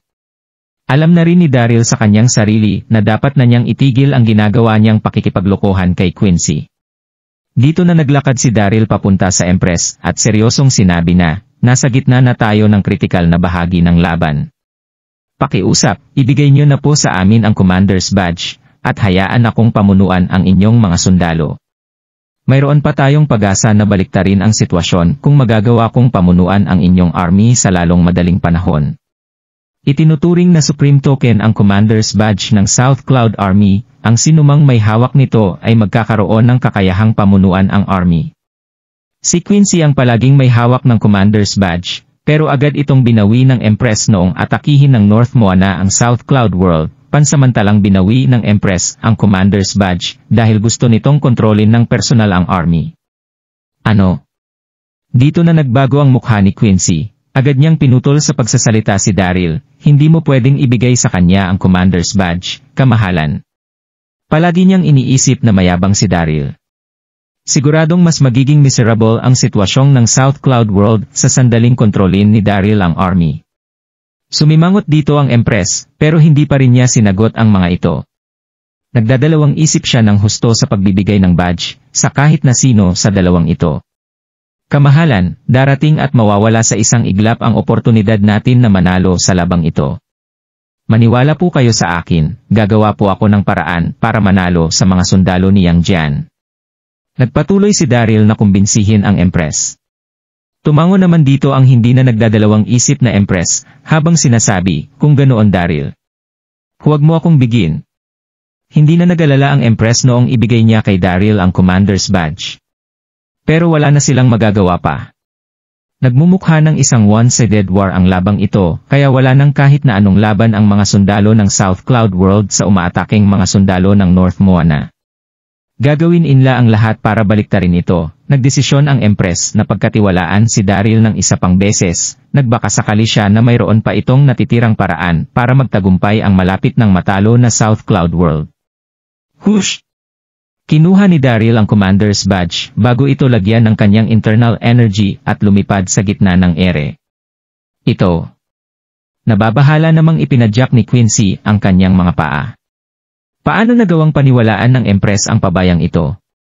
Lumipad si Daryl sa gitna ng ere. At pagkatapos ay gumawa siya ng isang anunsyo gamit ang malakas at dumadagundong niyang boses, makinig kayong lahat sa akin, mga sundalo ng South Cloud World. Humakbang kayo ng 50 beses papunta sa inyong kaliwa. Itinaas ni Daryl ang Commander's Badge na kanyang hawak habang binabanggit ang utos na ito. Marami ng mga namatay na miyembro ng South Cloud Army, marami ang nasugatan at bumagsak sa sarili nilang mga dugo. Nasa 1-0, 0-0-0 na ang biglang ng mga casualty nito. Masyado na ring bagsak ang morale ng mga sundalo kaya nahirapan na silang makanap ng sapat na lakas ng loob para lumaban. Nagmamadaling kumilos ang lahat ng mga sundalo at naglakad papunta sa kaliwa nang makita nilang hawak ng nagutos na si Daryl ang Commander's Badge ng South Cloud World. Unang 20,000 na mga sundalo, humakbang kayo ng 50 beses papunta sa kanluran. Huminga ng malalim si Daryl habang nagpapatuloy sa pagsigaw ng kanyang mga utos. Humakbang naman ng 50 beses pasilangan ang natitirang 20,000 na mga sundalo. Gumawa ang mga natitirang sundalo sa gitna ng isang hugis pamaypay. Dali! Bilisan ninyo itong gawin!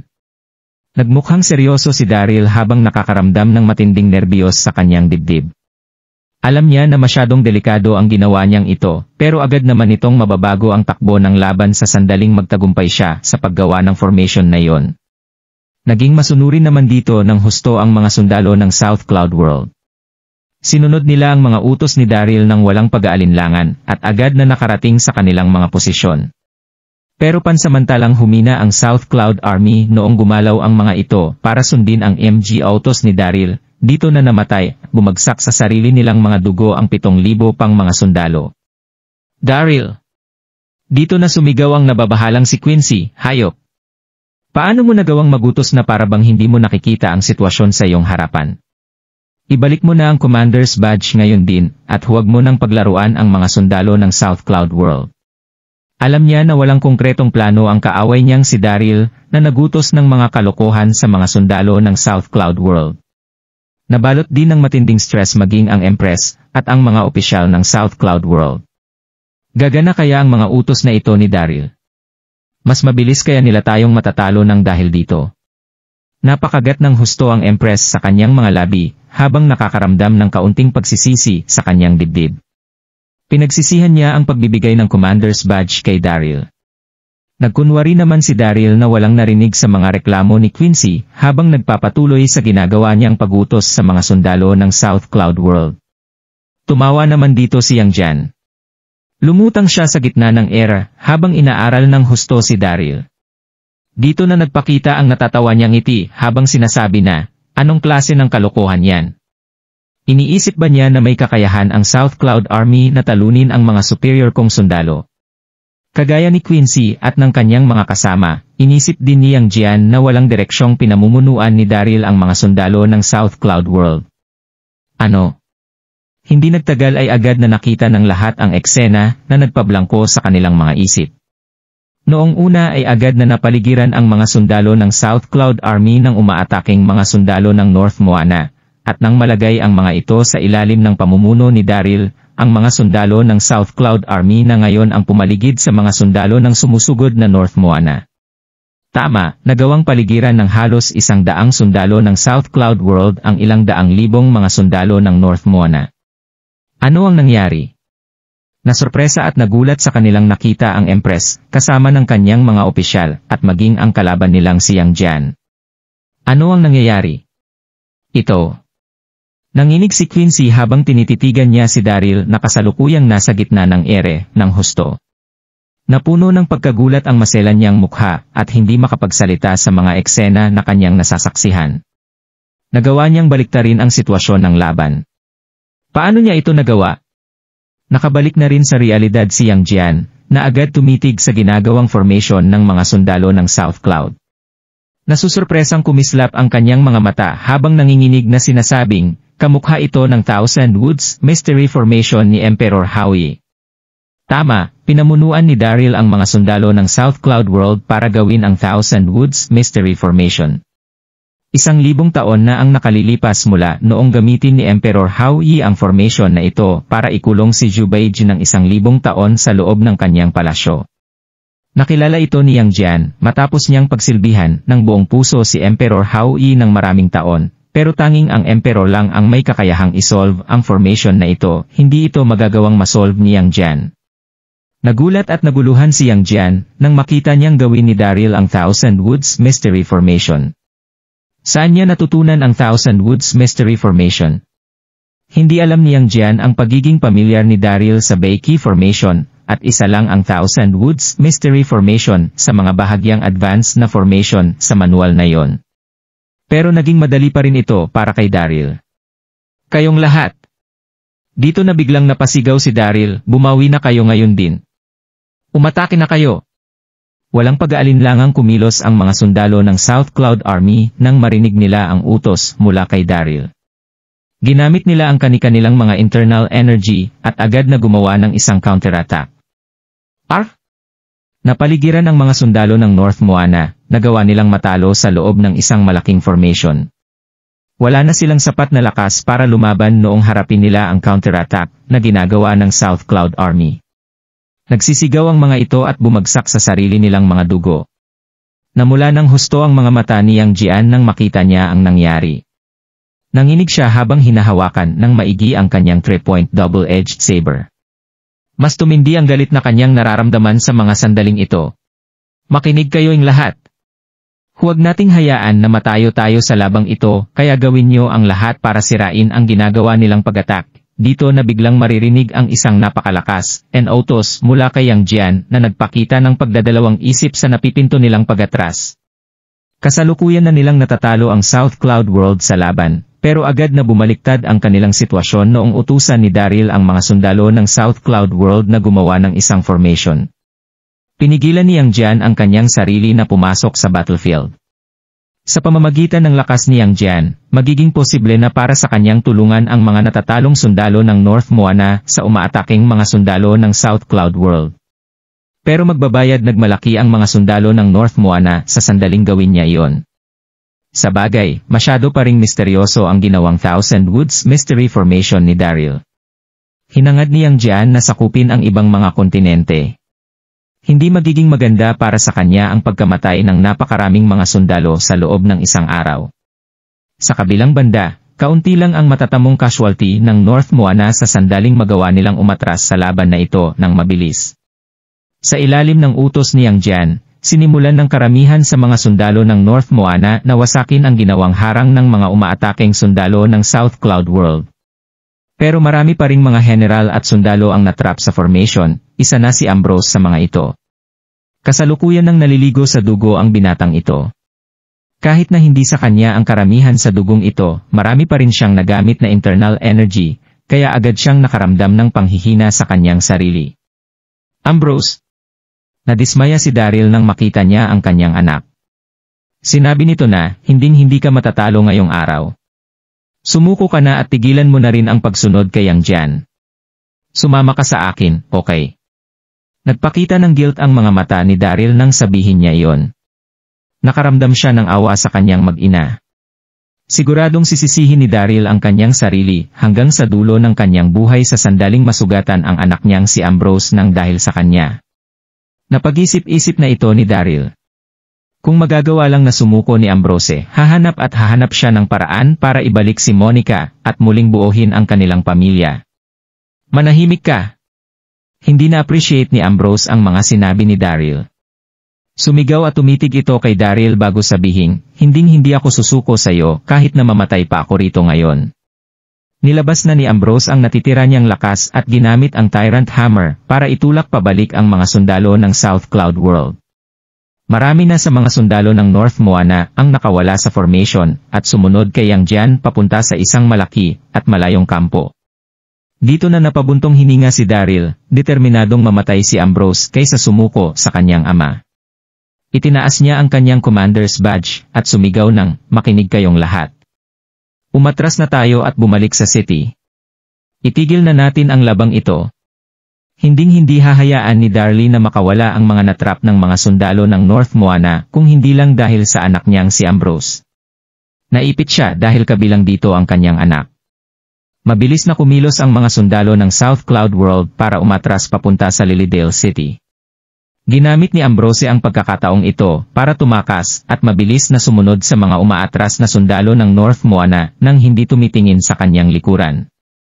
Alam niya na sinadya siyang pakawalan ni Daryl, pero hindi pa rin siya nagpasalamat sa ginawang ito ng kanyang ama. Tuluyan na ring nakawala ang natitirang mga sundalo ng North Moana sa formation. Isa itong kahiyahiyang eksena para sa kanilang lahat. Buong tagumpay na sumigaw ang lahat kabilang ang mga opisyal at mga pangkaraniwang mamamayan sa buong Lilydale City. Nagawa natin. Nadepensahan natin ang ating mga sarili sa pag-ataking iyon ng North Moana. Hindi nila inakalang magtatagumpay sila sa labang ito. Sa gitna ng excitement, maraming mga nasusurpresa at humahangang mga mata ang tumingin kay Daryl. Karapat-dapat nga talaga sa kanya ang titulong bayani ng World Universe Continent. Masyado nga talaga siyang malakas. Pero hindi nagpakita ng tuwa ang mukha ni Daryl sa mga sandaling ito. At sa halip ay nakahinga na siya nang maluwag noong makaalis sa panganib ang anak niyang si Ambrose. Dito na siya dahan-dahang gumalaw at lumpag sa city gate. Daryl!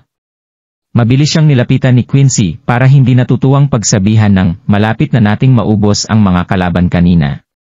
Kaya bakit mo sila pinaatras sa laban? Ngumiti si Daryl at hindi na sumagot pa. Napuno naman ng galit ang sumisigaw na si Quincy. Dito na biglang naalala ni Quincy ang isang bagay na nakapagpaliyab sa kanyang mga mata sa sobrang galit. Tumitig siya kay Daryl at sinabing, dahil ito sa batang general na yon, tama. Mukhang siya ang prinsip ng New World, at may usap-usapan din na tunay mo raw itong anak. Ito ba ang dahilan kung bakit mo sila pinakawalan kanina? Tama ka riyan. Hindi man lang iniwasan ni Daryl ang tanong na yon. Tumango siya at umamin sa kanyang ginawa. Nakaramdam siya ng matinding pait nang sagutin niya si Quincy. Sumama ng husto ang kanyang loob bilang isang ama noong ituring siyang kaaway ng kanyang anak. Tumawa rito si Quincy habang nagpapakita ng pagkainis ang maselan niyang mukha. Tinukso nito si Daryl. Nilabanan ka ng sarili mong anak. Bigo ka na nga talaga sa buhay mong ito, Daryl. Hindi man lang nagalit dito si Daryl, ngumiti siya at sinabing, huwag na nating pag-usapan ito, kamahalan. Nagtagumpay ako sa pagdepensa ng city na ito sa mga sumusugod na sundalo ng North Moana. Susunod ka naman sa napagkasunduan natin, hindi ba? Oh. Nanginig ang mga labi ni Quincy nang sabihan siya ni Daryl, dito na namutla ng husto ang kanyang mukha. Ano na ang gagawin ko ngayon? Inakala niya na isa lang kalat si Daryl na walang kahit na anong kakayahan na lumaban sa mga sumusugod na sundalo ni Yang Jian. Hindi niya inakalang magagawa ito ni Daryl. Nagawa pa nitong bumuo ng isang kahanga-hangang formation na gumulat sa kanilang lahat. Pero masyadong marami ang mga tao rito, at masyado ring kakaiba ang mga ibinigay na kondisyon ni Daryl. Paano ko nagawang sumangayon sa kanya? Nagdalawang isip si Quincy na tuparin ang kanilang napagkasunduan, ayaw niya talagang pagsilbihan si Daryl. Nag-focus ang mga mata ng opisyal kay Quincy habang inaasahan ng ang mga susunod na mangyayari. Natalo ang prinsesa sa pustahan nila ni Daryl. Susundin niya kaya ang naging kasunduan nilang dalawa. Quincy. Ngumiti ang Empress habang sinasabi kay Quincy na, isa kang prinsesa kaya dapat lang na maging responsable ka sa iyong mga sinasabi at ginagawa. Kinakailangan mong tuparin ang iyong mga sinabi ngayong natalo ka sa inyong pustahan. Sa bagay, si Daryl din ang iyong prince consort kaya dapat mo lang siyang pagsilbihan. Nadismaya ang Empress ang mawala kay Daryl ang trono ng Westrington, nagawa pa niyang questionin ang kanyang sarili noong kung bakit niya nagawang itakda ang magiging kasal ng kanyang kapatid kay Daryl. Pero muli siyang pinahanga ni Daryl ng pamunuan nito ng mga general at sundalo ng South Cloud World para labanan ang mga sumusugod na sundalo ni Yang Jian. Nakapagdesisyon na ang Empress na ituloy ang itinakda niyang kasal sa pagitan ni Daryl at Quincy. Sa bagay, nagawa niya ring makakilala ng ganito katalentadong tao. Ako. Napakagat na lang sa kanyang labi si Quincy nang marinig niya ang komento ng Empress. Bumagsak ang kanyang mood dahil hindi niya ito magawang sagutin. Dito na naglakad palapit si Quincy kay Daryl at bumulong ng, "Patawarin mo ako, Daryl. Binastos kita kanina. Alam kong nagkamali ako kaya huwag mo sana akong masamain." Hindi na halos marinig ni Daryl ang kanyang mga sinabi ni Quincy sa sobrang hina nito. Nagmukhang relaxed si Daryl habang ngumingiti kay Quincy at sinasabing, "Sino ang nagsabi na isa akong talunan sa buhay? Sinabihan mo rin ako na huwag nang tumungtong sa South Cloud World kahit na kailan. Nagkamali ako. Nagkamali talaga ako." Halos magdugo na ang mga labi ni Quincy sa sobrang lakas ng pagkagat na ginagawa nito. "Hayaan mo na." Ngumiti si Daryl habang sinasabi na, "Paano ko magagawang sisihin ka, kamahalan? Pero ano nga ba dapat ang maging tawag mo sa akin?" Dito na sinadyang lumapit ni Daryl kay Quincy, kumislap ang kanyang mga mata habang tinutukso ito.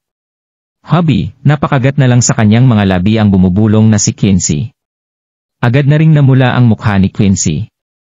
Naisip niya na ipapatigil ng Empress ang kanilang kasal ni Daryl noong mabawi ni Don Hirito ang trono sa Westrington. Pero hindi niya inasahan na muli nitong makukuha ang tiwala ng Empress matapos nitong depensahan ang kanilang kontinente sa mga sundalo ng New World. Mukhang itinadhana nga na tawagin niya si Daryl na hubby. Muli siyang namula nang ginawa niya ito. "Daryl." Dito na sinabi ng Empress na, "Namulat kaming lahat noong makita namin ang taktikang ginamit mo sa mga kalaban nating iyon kanina. Kaya mula sa araw na ito, ikaw na ang dapat humawak ng Commander's Badge. Umaasa ako na matatalo mo ng tuluyan ang mga sundalo ng North Moana kasabay ng pangarap ni Yang Jian na masakop ang South Cloud World." Masyadong talentado si Daryl, siya lang ang nag-iisang may kakayahan na pigilan ang mga sundalo ng North Moana Army na sumugod sa South Cloud World. Kaya natural lang na maging karapat-dapat ito para sa Commander's Badge na ibinigay ng Empress sa kanya. Ito pa rin ang Prince Consort ng kanyang kapatid, kaya hindi rin naging outsider si Daryl para sa kanila. "Marami pong salamat sa inyong pagtitiwala, kamahalan." Tinanggap ito ng tumatango at nakangiting si Daryl. Dito na lumingon si Daryl sa mga general sa kanyang paligid para sabihin, "Ipunin niyo ang inyong mga sundalo at maghanda sa ibibigay kong mga utos." "Opo, Prince Consort." Nagmamadaling sumagot ang mga general bago magsyalis sa kanilang mga pwesto. Minaliit din ng mga general na ito si Daryl noong una. Nagbago ang kanilang mga isip nang makita niya ang kakaiba nitong kakayahan sa pakikipaglaban, dito na sila humanga ng husto kay Daryl. Gigil na gigil ang mga itong sumunod sa anumang iutos sa kanila ni Daryl. "Kamalahan." Tumingin si Daryl sa kanyang paligid at nakangiting sinabi kay Quincy na, "Aalis na ako para ihanda ang aking depensa. Maaari ka nang bumalik para linisin ang ating kwarto, mas maigi kung maipaghahanda mo ako ng mainit na tubig na aking ipangpapaligo mamaya." Naglakbay si Daryl sa napakalayong South Cloud World para lang tulungan ang mga ito na makipaglaban sa mga sundalo ng North Moana, kaya gustong-gusto na niyang maligo at magpahinga pagkatapos ng labang iyon. Dito na naglakad si Daryl palabas ng City Gate para utusan ang mga sundalo na gumawa ng isang defense mechanism. Nanginig at namula rito si Quincy. "Paano ako nagawang kausapin ng hayop na ito para utusan na ipaghanda siya ng pampaligo sa harap ng maraming tao? Masyado na itong nakakahiya sa kanya." Samantala, sa kampo ng North Moana, makikitang nagdidilim ang mukha ni Yang Jian sa loob ng Commander's Camp, mahahalatang galit pa rin ito ng husto ng dahil sa nangyari. Inakala niya kanina na magagawa niyang masakop ang Lilydale City bago bumaba ang araw. Pero agad siyang nasurpresa sa biglang pagpapakita ni Daryl na siyang sumira sa kanyang mga plano. Hindi lang iyon, dahil marami ring mga sundalo ang namatay sa panig ng North Moana noong laban na iyon. Bilang Grandmaster Erlang, kilala siya bilang isang hindi mapapantayang tao sa siyam na mga kontinente ng ilang libong taon. Hindi pa siya nalalagay kailanman sa ganito kamiserableng sitwasyon. Mas tumindi ang galit ni Yang Jian nang maisip niya iyon, na puno ng malisyoso at nakakatakot na aura ang kanyang mga mata. Tumayo ng diretso at gumawa ng dalawang hilera sa gitna ng kanyang trono ang mga general. Tahimik na iniyuko ng mga ito ang kanilang mga ulo, habang ipinapakita ang seryoso nilang mga mukha. Kasama na rito ang magkapatid na sina Ambrose at Ira. Sino nga ba ang magtatangkang gumalaw sa sandaling magalit ng ganito ang emperor? Naging komplikado ang pakiramdam ni Ira noong mga sandaling iyon. Tinulungan ng kanyang ama ang South Cloud World na depensahan ang kanilang mga sarili laban sa sumusugod na hukbo ng North Moana. Siguradong hindi ito palalampasin ng ganoon-ganoon na lang ni Yang Jian. Isa itong sitwasyon na puno ng tensyon. Sasalungat na ba silang magkapatid sa kanilang amang si Daryl sa sandaling magpatuloy silang dalawa sa pagtulong kay Yang Jian? Dapat ko na bang hikayatin ang aking kuya na umalis at pumunta sa aming ama? Nag-isip si Ira noong pasimple itong tumingin kay Ambrose. Nagdesisyon siyang isantabi na muna ang ideya niyang ito noong makita niya ang bagsak at nakakatakot na itsura ni Ambrose. Kamahalan. Isang sundalo ang mabilis na naglakad papasok sa hall at natatakot na nag-report ng kamahalan, mayroon pong isang kahinahinalang lalaki sa may creek na nasa likuran ng ating kampo. Hindi ko na po alam ang dapat kong gawin. Mayroong isang creek sa likuran ng kanilang kampo na pinadalhan ni Yang Jian ng mga sundalo para mabantayan ang paligid ng kanilang kampo. Napaka-importante para sa isang hukbo ang lugar na mapagkukunan nila ng malinis na tubig. Walang kwenta kang hayop ka. Agad na nagalit at napasigaw dito si Yang Jian, hindi mo ba kayang i-handle ang mga ganitong klase ng bagay? Bakit ko nga ba isinama ang mga walang kwentang katulad mo rito? Katatapos-tapos lang ng laban kung saan natalo si Yang Jian, kaya natural lang na magalit ito ng husto. Mas tumindi pa ang kanyang galit nang malaman niya ang pagpasok ng isang hindi kilalang tao sa lugar na pinagkukunan nila ng tubig. Thud. Agad na napaluhod ang nagpapanik na sundalo sa sobrang takot. Patawarin niyo po kami, kamahalan. Masyado pong malakas ang kahinahinalang lalaki na yon, nagawa niyang masugatan ang ilan sa ating mga sundalo. Agad na pinutol ni Yang Jian ang pagsasalita ng sundalo. Sige. Dalhin mo ako roon para makita ang lalaking sinasabi mo. Gusto kong makita kung gaano siya kalakas. Nanlalamig na sinabi ni Yang Jian, habang tumatayo at tumatakbo palabas ng kampo. Agad na sumunod kay Yang Jian sina Ambrose, Ira, at iba pang mga general ng North Moana. Hindi nagtagal ay nakarating na sila Yang Jian sa creek na nasa likuran ng kanilang kampo. Ano? Napasimangot si Yang Jian at ang kanyang mga general nang makita nila ang lalaki mula sa malayo. Nakasuot ng kulay itim na robe ang lalaking iyon at walang pakialam na umupo para mangisda sa magandang creek na nasa likuran ng kampo. Mayroong mahaba at kulay gray na buhok ang lalaki na nagpakita sa walang pakialam niyang mod. Naglabas din ito ng malakas na aura kahit na mapayapa itong nakaupo sa lugar na iyon. Ang lalaking ito ay walang iba kundi si Zhang Ju. Pagkatapos niyang makaalis sa sinaunang libingan at mahiwalay kay Ira, sinimulan na ni Zhang Ju ang paglalakbay sa buong mundo. Tiningnan niya ang napakagandang tanawin at ang malinaw at puno ng isdang batis na kanyang dinaraanan, kaya napagdesisyonan niyang gumawa muna ng fishing rod para enjoyin ang oras niyang ito. Isang aroganteng lalaki si Zhang Ju. Alam niyang pumasok siya sa kampo ng North Moana, pero hindi pa rin siya nagawang paalisin ng mga ito. Hindi man lang siya nakaramdam ng kahit na ano noong lapitan siya ni Yang Jian, kasama ng mga general nito.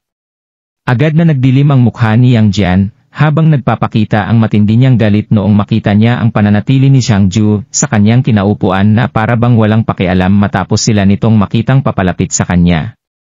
Gustong-gusto ni Yang Jian na irespeto siya ng ibang tao bilang emperor ng North Moana at Grandmaster Erlang. Pero nagawa silang hayaan ng taong ito na para bang wala itong nakita. Hindi lang nito nagawang hindi lumuhod para magbigay galang sa kanya, dahil nagawa niya ring baliwalain ang presensya ni Yang Jian at ng kanyang mga general. Master. Nanginig naman dito si Era na kasalukuyang nakatayo sa tabi ni Yang Jian. Nasurpresa siya nang husto noong makita niya ito, hindi na niya naalis pa ang kanyang tingin kay Yang Jian. Noong maghiwalay silang dalawa, sinabi sa kanya ng kanyang master ang tungkol sa matagal nitong pagkakakulong kaya gusto naman nitong maglibot sa mundo. Pero hindi niya inasahang makikita niya ito rito. Humakbang na paabante si Era para batiin si Zhang Ju, pero agad siyang ininterrupt ng galit na sigaw bago pa man siya makapagsalita ng kahit na ano. Hoy ikaw, ang lakas ng loob mong lalaki ka. Agad na umabante ang kapitan ng Royal Guard para sigawan si Zhang Ju. Nasa harapan mo ang kamahalan kaya bakit hindi ka lumuhod para mabigay galang sa kanya? Gusto mo bang matanggal ang iyong ulo? Ang kapitan na si Keith Wesley ay maroon lakas na nasa level 5 Martial Emperor. Ano? Napasimangot si Zhang Ju nang marinig niya iyon. Isang naiinis na ngiti ang nagpakita sa kanyang mga labi. Lumuhod? Walang sino man sa mundong ito ang dapat kong luhuran. Inisip ito ni Zhang Jiao sa kanyang sarili. Hindi man lang niya tiningnan si Keith, at sa halip ay nanatili siyang nakaupo, habang ipinagpapatuloy ang pangingisda sa batis. Hindi na mapigilan pa ni Yang Jian ang kanyang galit nang makita niya ang naging reaksyon ni Zhang Ju. Napaka-arugante ng hayop na probinsyanong ito. Masyadong matigas ang kanyang ulo. Kasalukuyang nakasuot si Zhang Ju ng pangkaraniwang damit, kaya nagmukha siyang isang pagalagalang tao, na walang tirahan, sumakto nga ang kanyang itsura sa deskripsyon ng isang taga-probinsya. Nagulat din dito si Keith. Binunot niya ang mahaba niyang espada at sumigaw ng, gusto mo na bang mamatay para maging ganito kabasto sa kamahalan? Dito na lumipad sa gitna ng ere si Keith para sugurin si Zhang Ju. Buzz! Isang malakas na aura ang lumabas sa katawan ni Keith. Itinutok niya ang makinang at mahaba niyang saber sa puso ni Zhang Ju. Mukhang nahati ang hangin sa paligid ng espadang hawak ni Keith sa tindi ng aura na nilalabas nito. Namumuhing binati ni Zhang Ju ang pag-ataking ginawa ni Keith. Masyado kang mayabang. Nanalamig na sinabi ni Zhang Ju. Dito na agad itinaas ni Zhang Ju ang kanyang kamay para iwagayway ito ng husto. Tumaas ng husto ang kanyang internal energy habang nabubuo sa paligid ng kanyang katawan ang isang protective shield. Bang! Agad na tumama ang mahabang saber sa protective shield pero hindi pa rin ito nasira.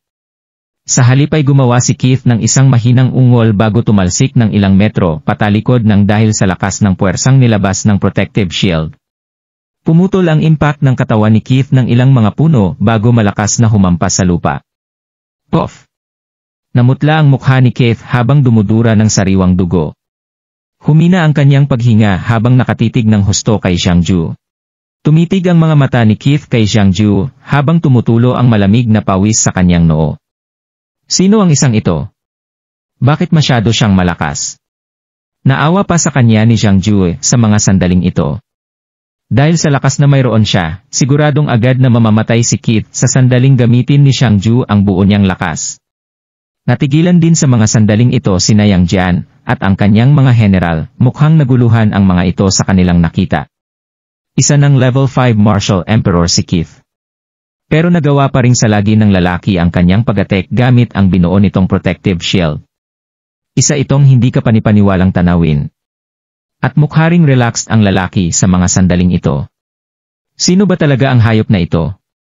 Dito na nag-react si Yang Jian, tumitig ang kanyang mga mata kay Zhang Ju, habang sumasama ng husto ang kanyang mukha. At sa huli ay nanalamig niyang sinabi na, pabagsakin niyo ang isang ito.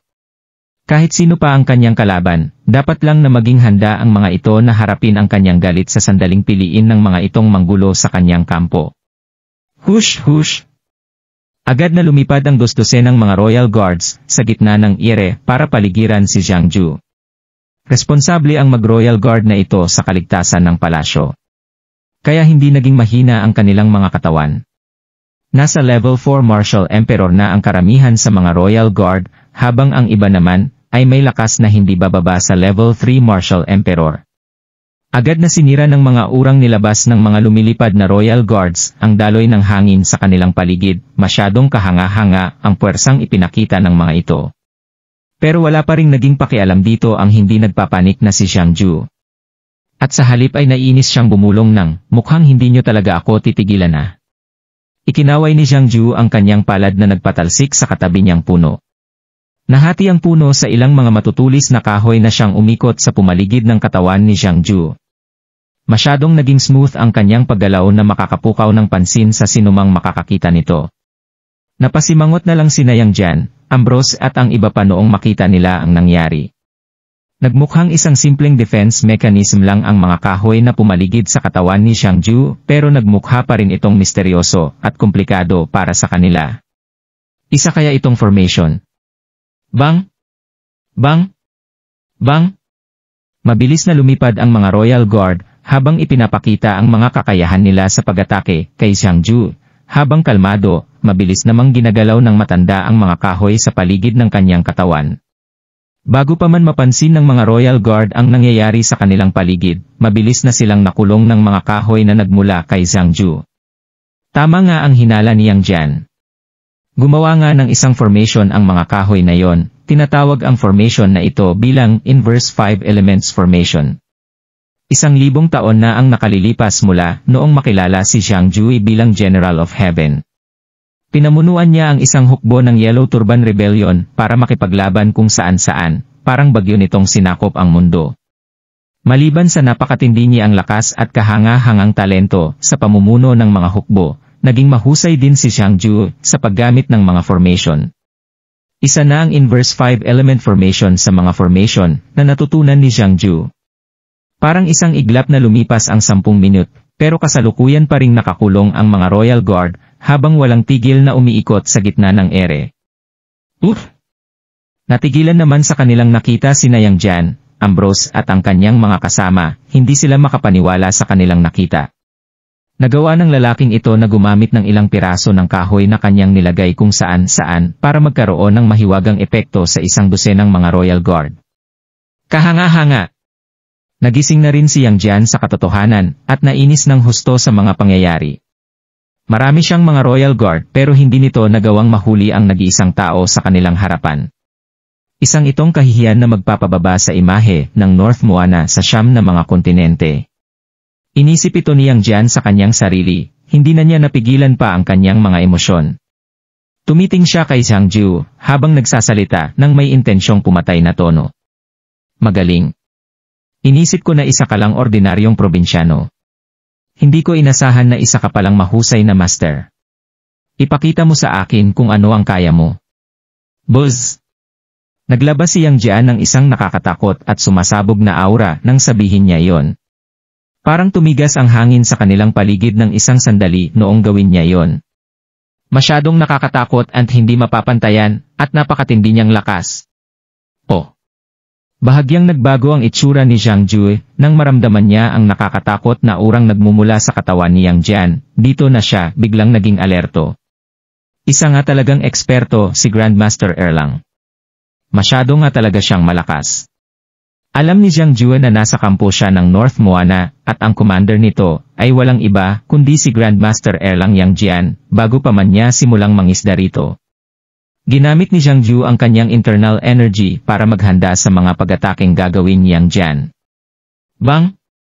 Sumugod si Yang Jian kay Zhang Ju nang walang pag-aalinlangan habang hinahawakan ng maigi ang kanyang 3-point double-edged saber. Kamahalan, huwag po. Sumigaw sa tamang oras si Era. Nagpakita ng pagkabahala at pag-aalala ang maganda niyang mukha. Huwag niyo na po siyang atakihin, kamahalan. Master ko po siya. Hindi lang po kayo nagkaintindihan. Naramdaman ni Era na parabang lumukso palabas ng kanyang katawan ang kanyang puso nang sabihin niya yon. Alam niya na masyadong malakas ang kanyang master, pero si Yang Jian pa rin ang kalaban nito na kilala sa tawag na Grandmaster Erlang. Mukha ngang hindi mapapantayan ng kanyang master si Yang Jian. Kaya biglang disipulo, paano niya magagawang hayaan na mapahamak ang kanyang master? Ano? Tumigil si Yang Jian at napatingin kay Era. Dito na niya nasusurpresang sinabi na, Master mo ang isang ito. Mabilis na tumango si Era at ninenerbiyos na sumagot ng, Opo, hinihiling ko po ang inyong awa sa kanya, kamahalan. Ano? Nagulat at nasurpresa naman ang nakatayo sa gitna ng maraming tao, na si Ambrose nang marinig niya iyon. Master ng kapatid ko ang ekspertong ito. Bakit hindi ko ito narinig sa kanya noon? Walang sinabi na kahit ano si Yang Jian. Tumango lang ito bago lumapag sa lupa, at itago ang hawak niyang 3-point double-edged saber. Si Eira ang nakababatang kapatid ni Ambrose. Sumama at nagawa rin itong magbigay ng kanyang ambag sa army. Dapat lang na makatanggap siya ng pabuya nang dahil sa pagsusumikap at dedikasyon nito sa kanyang tungkulin. Kaya kung master niya ang lalaking ito, hindi magdadalawang isip si Yang Jian na palampasin ang pangyayaring ito dahil itinuturing niya na rin ang lalaking ito bilang parte ng kanyang team. Aking apprentice. Napaatras din si Zhang Ju nang makita niya si Eira, pero natutuwa pa rin siyang nasurpresa rito. Hindi niya napansin kanina si Eira dahil nakatuon ang kanyang pansin sa hawak niyang fishing rod. Hindi niya inasahan na makikita niya rito ang kanyang apprentice. Master. Mabilis na naglakad paabante si Eira, mukhang natutuwa ang tono nito sa pagsasalita habang sinasabi na, bakit ka po nangingisda rito? Masyado na pong naging magulo ang sitwasyon dahil sa nangyayaring digmaan sa pagitan ng dalawang kontinente. Hindi po ba kayo natatakot na mapasok sa isang malaking gulo? Tumawa naman si Zhang Ju at direktang sinabi na, kaya naman nilang maglaban, habang nangingisda ako rito. Wala naman akong pakialam sa kanilang dalawa, kaya bakit ko kailangang matakot? Pero, napakagaat na lang sa kanyang labi si Eira. Naguluhan siya sa ginawa ng kanyang master. Nagsisilbi na ngayon sa North Moana ang aking kapatid. Pero kung magpupumilit ka pa rin pong mangisda rito, at galitin ang kamahalan, siguradong maiipit na ako sa gitna niyong dalawa. Sige na, sige na. Tumawa si Zhang Ju habang walang magawang sumasagot ng, kung iyan ang gusto mo, hahanap na lang ako ng ibang lugar para mag-relax. Bumulong si Zhang Ju sa kanyang sarili. Hay, nakaisip na nga ako ng gagawin ko kaya nagawa kong mangisda rito, pero paulit-ulit pa rin akong ininterrupt ng kung sino-sino. Sige na. Hindi na ako mangingisda rito. Mukhang hindi natuwa si Zhang Ju nang magreklamo siya sa kanyang sarili, na natili siyang mabait at mapagpasensya kay Eira, lalo na sa pagtingin na ginagawa niya rito. Ang disipulo niyang ito na lang ang natitira niyang pamilya sa mundong ito. Agad na napangiti si Eira nang marinig niya iyon. Hinawakan niya ang kamay ni Zhang Ju at sweet na sinabing, alam ko namang hindi mo ako magagawang pahirapan, Master. Naging mabait ka po sa akin. Kung ganoon, ngumiti si Zhang Ju at sinabi kay Eira na, magpapatuloy na ako sa paglalakbay ko sa mundong ito, hahanapin kita sa sandaling magkaroon ako ng oras. Dito na tumalikod si Zhang Ju at naglakad palayo. Ayaw siyang paalisin ni Eira, naramdaman nito na para bang gusto niyang sabihan si Zhang Ju na huwag umalis pero pinigilan niya pa rin ang kanyang sarili na gawin ito. Naiintindihan niya ang personality ng kanyang master. Gusto niyang maging malaya sa lahat ng bagay kaya ayaw nitong masala sa mga ganitong klase ng gulo. Pakiusap, manatili ka sana rito. Nang biglang magsalita si Yang Jian. Dito na gumalaw ang imahe ni Yang Ju para harangan si Zhang Ju. Agad na napatigil sa paglalakad si Zhang Ju. Sumimangot ito at tumitig kay Yang Jian para sabihin. Bakit? Nagalit ba si Yang Jian noong saktan ko ang kanyang mga royal guard kaya ayaw niya akong pakawalan? Ninerbiyos at nagalala naman dito sina Eira at Ambrose. Ano ang gusto ng kamahalan sa akin?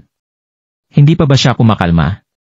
Ngumiti ng bahagya si Yang Jian habang sinasabi na nagawa mong bumuo ng isang simpleng formation para ikulong ang mga walang kwenta kong tauhan.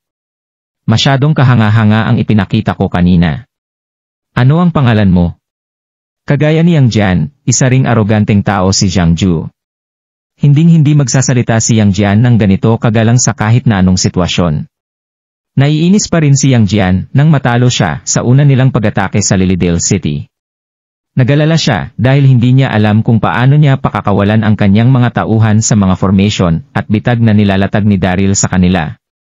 Nakita rin ni Jiang Washoong ang formation na ginawa ni Zhang Ju kaya gusto niya sana itong i-recruit. Sa bagay, maaari nitong padaliin ang pagsakop nila sa Lilydale City. Ako si Zhang Ju, walang pakialam na sagot ni Zhang Ju. Dahan-dahang napaatras dito si Yang Jian, nagulat siya sa kanyang narinig.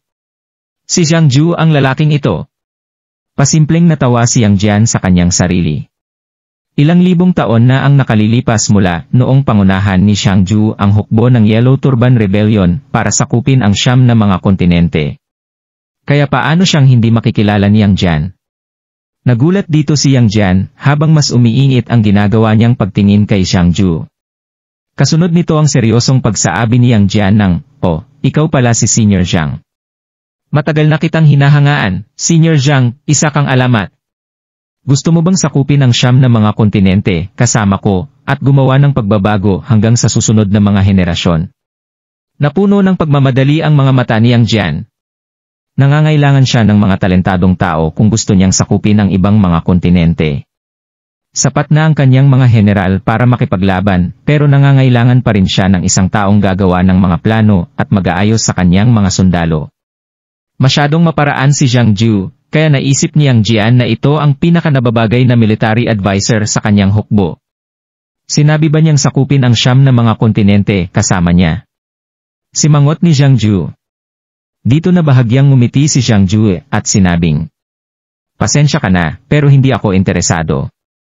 Maakit sa alok na ito si Zhang Ju kung nangyari lang ito 1,000 taon na ang nakalilipas. Pero 1,000 taon din siyang nakulong sa libingan ni Lubu bago makaranas ng isang nakamamatay na pangyayari, kaya naging maluwag na si Zhang Ju sa mga gusto niyang gawin sa kanyang buhay. Isang pangarap lang ang pagkakaroon ng engrandeng buhay. Kaya ang nag-iisang bagay na gustong gawin ni Xiang Ju sa mga sandaling ito ay ang malayang paglilibot sa buong mundo. Ano? Natigilan ng lahat ng marinig nila ang naging sagot ni Xiang Ju. Tinanggihan ba ng isang ito ang ibinabang utos ng kamahalan? Napahiya rito ng husto si Yang Jian. Agad niyang nakita ang katabi niyang si Era at nakaisip ng isang ideya. "Senior Zhang." Nagmukhang seryoso si Yang Jian nang hikayatin niya si Xiang Ju. "Alam ko namang wala ka ng pake sa mga nangyayaring gulo ngayon sa pagitan ng siyam na mga kontinente, pero sumusunod din sa aking mga laban ang disipulo mong ito. Bilang kanyang master, hindi ka ba nag-aalala sa kanyang kaligtasan?"